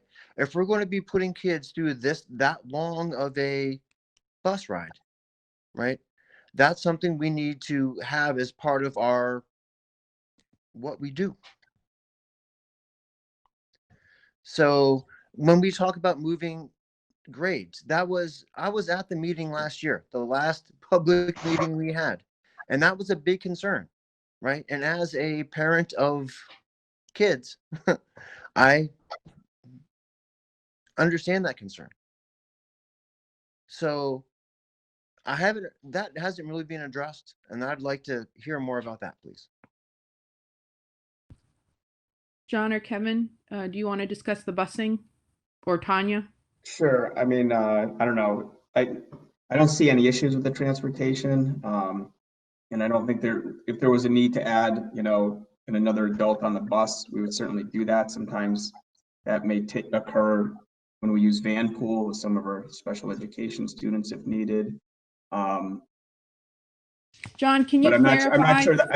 I'm not sure that we need there's going to be any issues with transportation. There haven't been, and kids at all ages are riding the buses home, Pioneer students and elementary at the same time, and it hasn't been an issue. But just to reiterate, if there are issues on the bus, they're brought to our attention and we handle them appropriately and immediately. So I don't foresee any issues.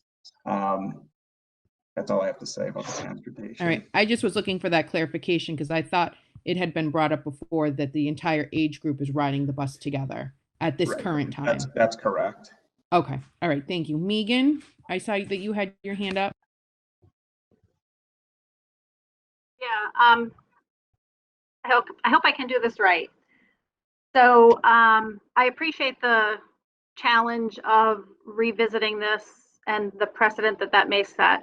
I have been for the move up to sixth grade, moving sixth grade to the middle school model for a variety of reasons. I won't go into them all now. I believe that having it not be clearly articulated on the agenda that it was a vote did cause it to be a surprise for families, even though I know it was very clear in the previous school committee meeting that was going to happen. Not everybody catches all of the school committee meetings. And I feel as an administrator that last winter, early spring, we promised parents a process. And we did that with integrity and we intended to see that through.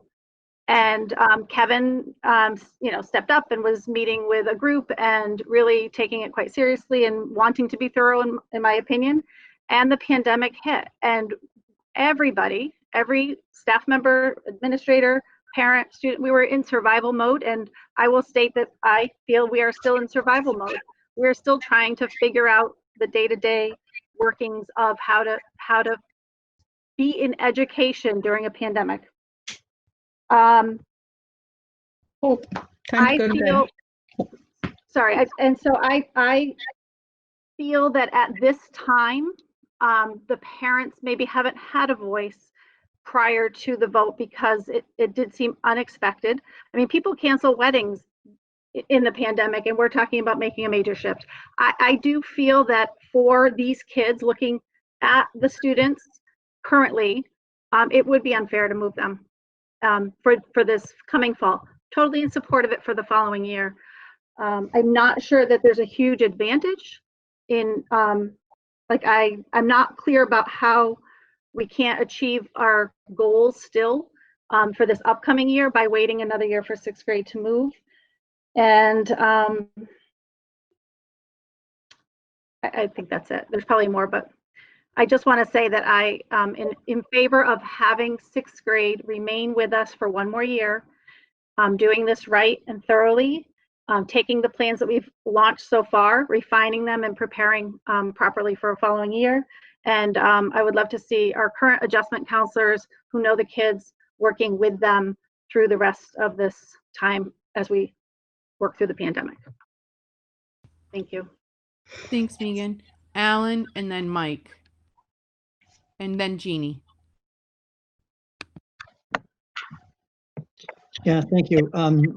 Megan, you just saved me a lot of words because I agree with pretty much everything that Megan said.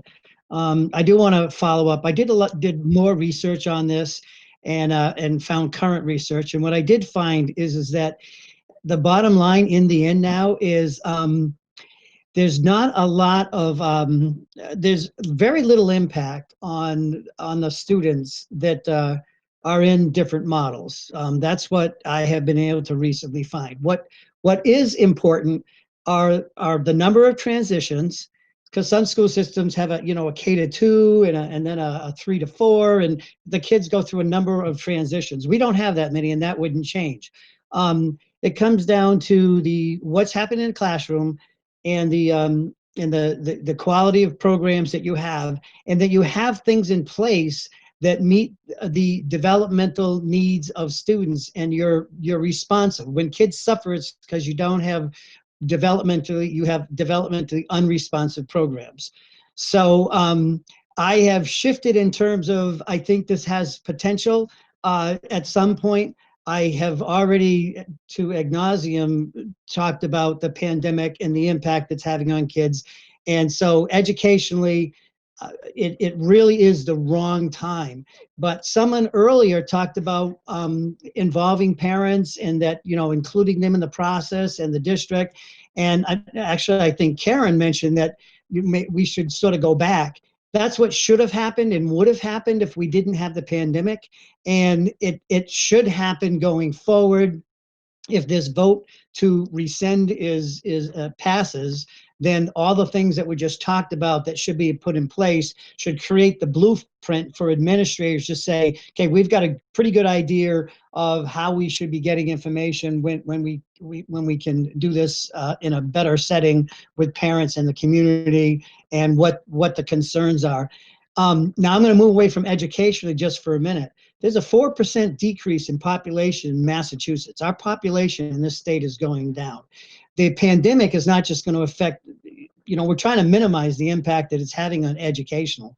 And we definitely got to minimize what's been happening to our 4th and 5th graders these past 2 years. So trying to focus just for a second on, we don't know how much funding we may be losing when the state is, finally comes out with the numbers. How much the rainy day fund is going away. I know the district, I know Tanya, I know administration is going to be working really, really closely to see where savings are, where they might be able to fund these things. But there are a lot of, I'm not going to call them hidden costs anymore. I said that earlier, but Mike just went through and started to enumerate some of the hidden costs that should be in place. And it's unfortunate we lost them in the past, but I'm glad to hear him talk about, let's identify things that need across the district to make our whole district stronger. We need to do more planning on that and really make sure we have a strong basis, because I'm concerned about alienating our communities at a time when we shouldn't be. And when we go forward, if this goes forward next year, that we've got them on board, and we're introducing this plan on how we're improving our education in the district and why we think it's not only better for kids, but it's going to help maybe attract people or become better for financially, will be something that a place where we've done something very thoughtfully and we have the systems in place before the kids actually move. We do not have that now. And this will give the teachers who don't have certification a chance to get middle school certification that might be teaching other courses in that area. And it'll give us to take a look at what developmental program we can put in place and how we're going to meet the needs of Title I and on and on. So Karen's probably more versed than the people that are in the budget and the curriculum, because those two things go together. I just hope that we do this in a more thoughtful, I shouldn't say more thoughtful, because I know a lot of thought went into this, but we do this including more in the process. Enough said. Thanks, Alan. I want to bring everyone's attention. It's 10:35. In a half an hour, we'll have been at this for 4 hours, and we still do have an executive session item to discuss.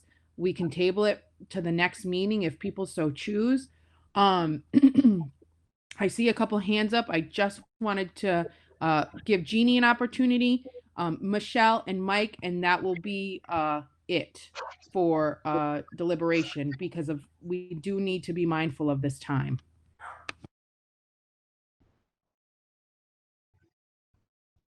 Do you want me to go, Kristen? It's Jeannie. I'll go ahead and comment. I had two issues. One, I wanted to get an input from both Megan, from the principals of the two elementary schools, which Megan has done. My other comment is my husband drove bus for sports only. He retired from that a year ago, and it was the Pioneer District, and he dreaded having middle school students because their energy does not go down. They would be in school all day, then they would play a sport, and their energy after the sport was completed was just as high, if not higher, than before the sport started. So middle school students have a lot of energy that may need to be addressed on bus rides. So if there's any way we can get the input from the Bernardston Elementary principal, I would appreciate it. Dr. Carrier, if you want to weigh in, please feel free to do so. Yep, I'm here. Are you looking for how I feel in regards to Jeannie, 6th grade moving up? Is that your question for me? Yes, that's part of it, including any input you may have received from parents, because unfortunately, I haven't received any emails from Bernardston parents. Correct. So which bothers me. I would be in the same boat. I've received absolutely no comments in regards to parents for 6th grade moving up. I'm not opposed to 6th grade moving up. I do know that we did have close to 50 pre-K and K students looking to come into Bernardston this school year. The pandemic did cause people to rethink their choices because of looking for consistent childcare in the sense of the pre-K setting and trying to have that as a something that they could plan on. Unfortunately, knowing with the pandemic, it's not something I could say would be consistent because it's a pandemic, so it's not consistent. I do know in looking at projections for next school year, we're in a very similar situation again. So thinking about increasing student population and growth, those are things that are on my mind, looking at the numbers to be the same again for projected students to come in this year. So those are things that I think about and would like to be able to support the level of need that's coming in for the students in Bernardston. But I have not received any word from concerns or complaints from any parents in regards to 6th grade. Thank you, Kelly. Michelle and then Mike. I just want to comment on how many new school committee people voted on that vote who never heard the presentation, who did not even know about this topic possibly prior to the vote. And I think we should seriously look at that. The people that had been on the committee were well-versed in this, and they made the agenda. They put it on the agenda to come to a vote. But the new school committee people did not get any public input from the parents. And I think the reason, I have heard complaints from Leiden, and I think the reason that you're not getting complaints from Bernardston and Leiden is you haven't had a public forum to allow them to do it. Not everyone knows to email their school committee representative. A lot of people I've talked to in person. I talked to a parent today in person. So I think we have not given this enough public input, and that is my concern also. And I do think I, for one, am a new school committee person, and I did not attend any public forum, nor did I hear of any parent that attended this public forum in Leiden. I just want to say one thing, and then I'll go to Mike and then Julie. Whether we're discussing the sixth grade, this particular topic, or we're discussing any other topic that we are tasked with as school committee members. Prior to becoming a school committee member, I was a parent, and it was my responsibility to make myself informed and educate myself as a parent to know what was going on, so that I could be aware of the decisions and the topics that were being discussed that would affect my child. And I would encourage parents to become actively involved and participate or ask questions. I have heard from some parents that said, I didn't know. And I would ask, have you participated? Have you viewed a school committee meeting? Yeah, but it could be a misunderstanding. It could be that parents don't have time. There are a million reasons why, but it is imperative that parents are actively involved in understanding what we are discussing and the decisions that we are tasked with, because we do a lot of work. And if you watch one meeting every 3 months, you are not going to be informed, and you are guaranteed a surprise, which is very unfortunate because we rely on feedback from parents to understand and contribute to the work that we are tasked to do. So that's my request to parents on that. Please be informed, please participate, please educate yourselves. And if you need support around that, please email, call the school committee members or your school committee member in your town. Mike and Julie, and we really have got to get to a vote. I guess the main thing is here, are we going to improve the education of all the kids in our district with this plan? Yes. Do all the parents know what's going on? Probably not. But a lot of them have contacted me, and they're happy that we're doing it. Now, I've also had parents, most of the ones that spoke tonight, I've had personal conversations with. And I understand their concerns, but I have to recognize the concerns of the people that do want it. And there's a lot of people that want this to happen. But my concern is, if we don't do it, we're just delaying improving education in this district, and also the potential of losing kids to other districts that can come in early at the elementary school level and benefit this district, 5-10 years down the road. Because if you don't get them early, you're not going to get them at all. I don't look at this as trying to save money in one respect. I look at it as providing the best education from pre-K all the way through 12. And if we don't start now, we can have more studies, we can have more committees next year, and then we're pushing it off. And then we're going to push it off again. And the parents are sick of flip-flopping.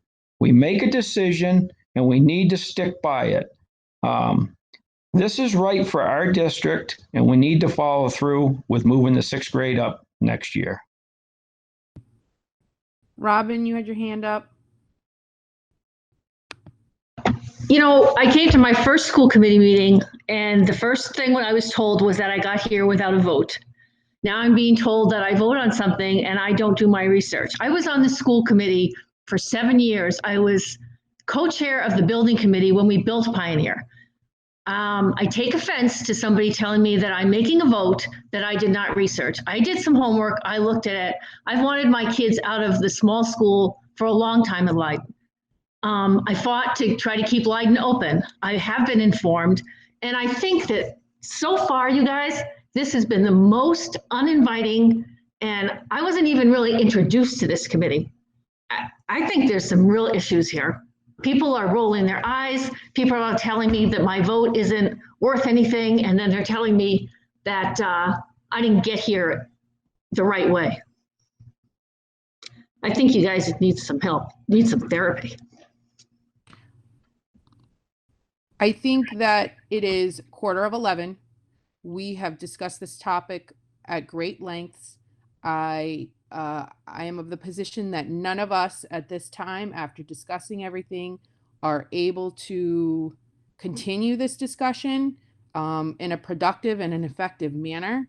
And I know that we have a motion on the floor, but I would also like folks to consider that maybe we should end this meeting for this evening, regroup, have some questions answered that have been presented tonight, and schedule another meeting, a special meeting, if the group would agree to that. Kristen, can I just interject? I'm sorry. No, go ahead, Kristen. John. Okay, we're in budgeting season, and we need to make a decision. I mean, based on that, we're planning on 6th grade coming up, and it's a lot of work. And to switch back in a matter of a week or two before we have to go to a public hearing, have this budget voted on by the school committee, that's, I think, unfair to administration to put this off anymore. We've been planning since the last vote, and to delay it at that point, I'd say don't do it, because we need to know either way. And I think tonight's kind of, I think we need to make a decision, or the school committee does. Sorry. Thanks, John. That's my 2 I cents. appreciate your input. David?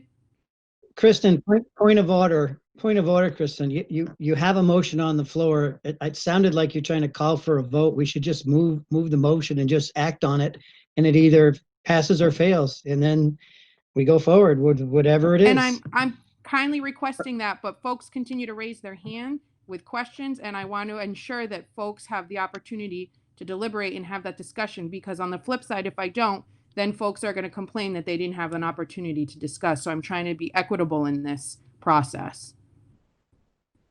So I'm glad to hear that Dr. Genovese concludes that the middle school model can be equal to the elementary school model, because that's definitely the direction.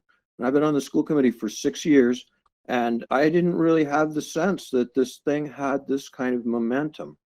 But perhaps that was, where I was looking, because where I've been over the last 6 years, we've been through serious budget troubles, and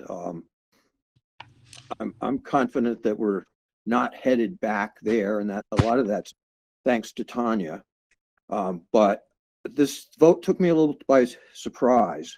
I don't buy Mike's farm team idea.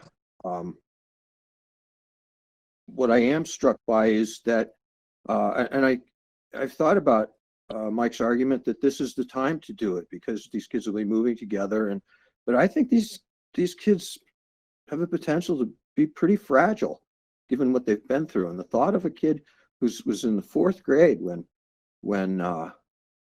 he got sent home, next real experience in school being at the middle school, doesn't make sense to me. So instead of we make a plan, we stick to it. I think if we make a mistake, we own up to it, and we can have a process that's meaningful with folks. And it'll also give us the time to run this by the commissioner, because I think this is falls under the acts of 2018. It's not really a school committee power. The acts of 2018 were abrogate, from my perspective, abrogated sections of the district agreement. Among them, gave the commissioner the ability to close, reconfigure. I don't remember the third thing, but this seems like a reconfiguration to me. And now I have no little doubt that if it was appealed, that he would support it, because the commissioner supported the 7-5 vote to close Warwick and said he saw no compelling reason to go against the wishes of the superintendent. So they'll hang it around our necks, but this is a big deal at a 7-5 vote at this time. I hope folks will vote to reconsider. Okay, we have a motion on the floor. I'm sorry, I'm going to stop deliberation at this point. I hope folks understand we need to take a vote. It's 10 of 11 at night. Okay, and could you please recite the motion that has been made so that everyone is aware?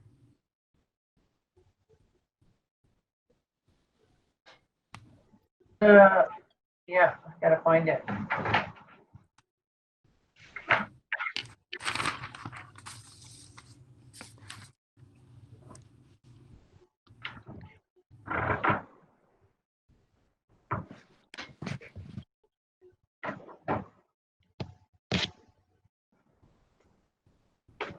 Hang on, still looking. Yeah, the motion is to rescind the December vote and reconsider, And Michelle made that, and who was the second? David was the second. Okay, thank you. All right, I'm going to go down the line. Please just state your name and your vote, and Ann and I will keep track of the tallies. Raina? Raina Dasty, yes. Julie? Julie Burke, no. Jim? Jim, no. Jeannie? Jeannie Milton, yes. Mike? Mike Townsley Bernardston, no. Alan? Alan Genovese Warwick, yes. Nathan? Nathan Schwartz, Warwick, yes. David? David, yes. Karen? Karen, you're on mute.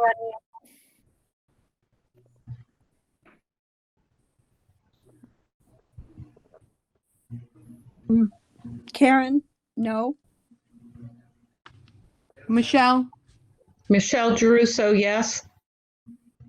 Robin? Robin Knipe, no. Kristen Gonzalez? No.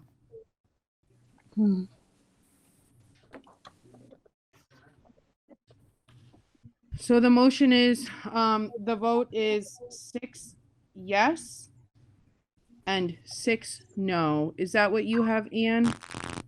Yes. Okay. Oh my God. Someone just made a comment. Could everyone just keep themselves on mute, please? Thank you. Okay. It is 10:52. I would like, the next topic of discussion, I would like to entertain a motion that we table the next item for our next meeting, which in conversation with the individual that it pertains to has agreed that it would be okay, so that we can revisit this with fresh brains and attention spans. Mike? I'd like to make a motion that we move the next agenda item to a special meeting to go into executive session with that individual. I'll second it.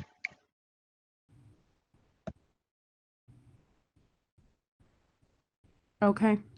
Any discussion? All right, I'll just go down, please. Jeannie, do you have a discussion? I do. So where does the vote stand that we just did? it was 6 yes, it was a tie vote. So Mhm. what does that mean? It means the sixth grade continues to move. The vote, it wasn't rescinded, so sixth Yep. grade is. It didn't pass. Because yeah, okay. I guess I'm a little disappointed that that's the outcome. If we were going to be scheduling a special meeting to go into executive session, then I would have requested we include the agenda of the school sixth grade move to the high school on that agenda also.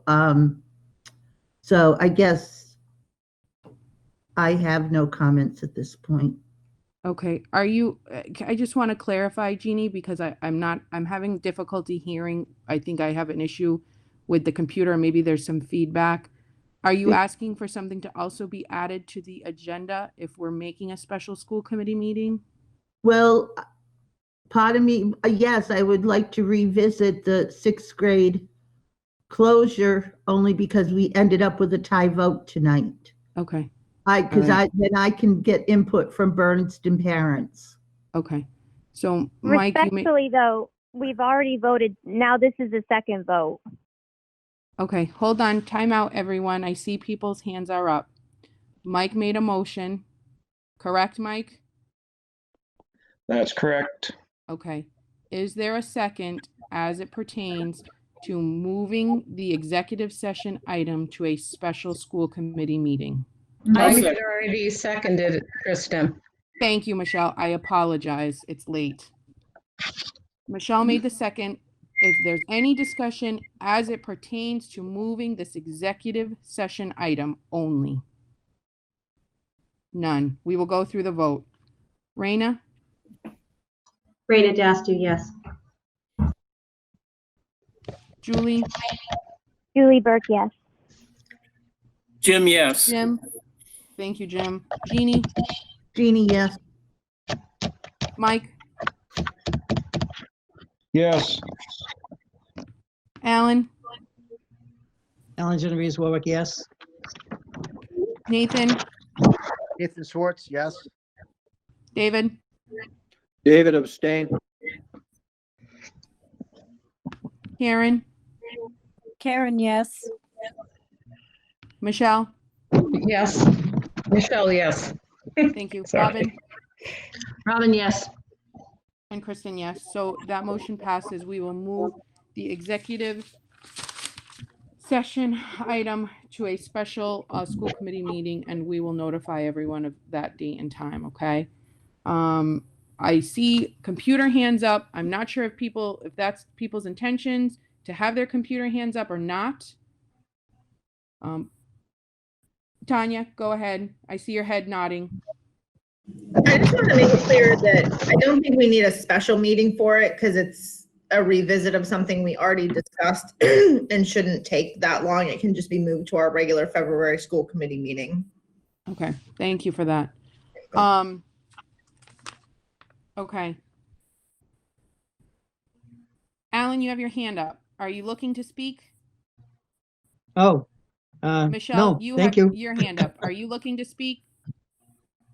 Okay, thanks everyone. All right, so our next regularly scheduled meeting is going to be, oh, that's not correct. We have, the date is incorrect on our agenda, so I It's on apologize. February 11th. Thank you, Alan. I appreciate that. Our next regularly scheduled meeting is on February the 11th at 7 p.m. via Google Meets, unless that changes. Tanya? Sorry, just to put it out there, our public hearing for the budget, I would know is not a normal meeting. That is going to take place on February 4th, which is Thursday. And the vote on the budget, which is a school committee meeting, excuse me, will be Tuesday the 9th, which is the week of the normal school committee meeting. And those two meetings were moved out 2 days because of the time requirements for posting and document preparation. based on the last meeting that we have as a budget subcommittee meeting on January 28th. And Okay, that, so yeah. So everyone, please mark your calendars for February 4th. Okay. And the 9th. And the 9th, yes. And then our regular meeting for the 11th. Jeannie, do you have a question? I see you raising your hand. No? Okay. I want to say thank you to everyone. It's been a long night. There were some items on our agenda that we could not tackle, and we will revisit at the next meeting. If no one is opposed, we can entertain a motion to dismiss and end the meeting. I So move moved. that we adjourn. Okay. Okay. I'll second Karen. Thank you. Any opposed? All in favor? Aye. Yeah. Good night, everyone. Thank you for night. everyone's participation. Karen, you'll have to reschedule policy. Okay. Okay. Oh.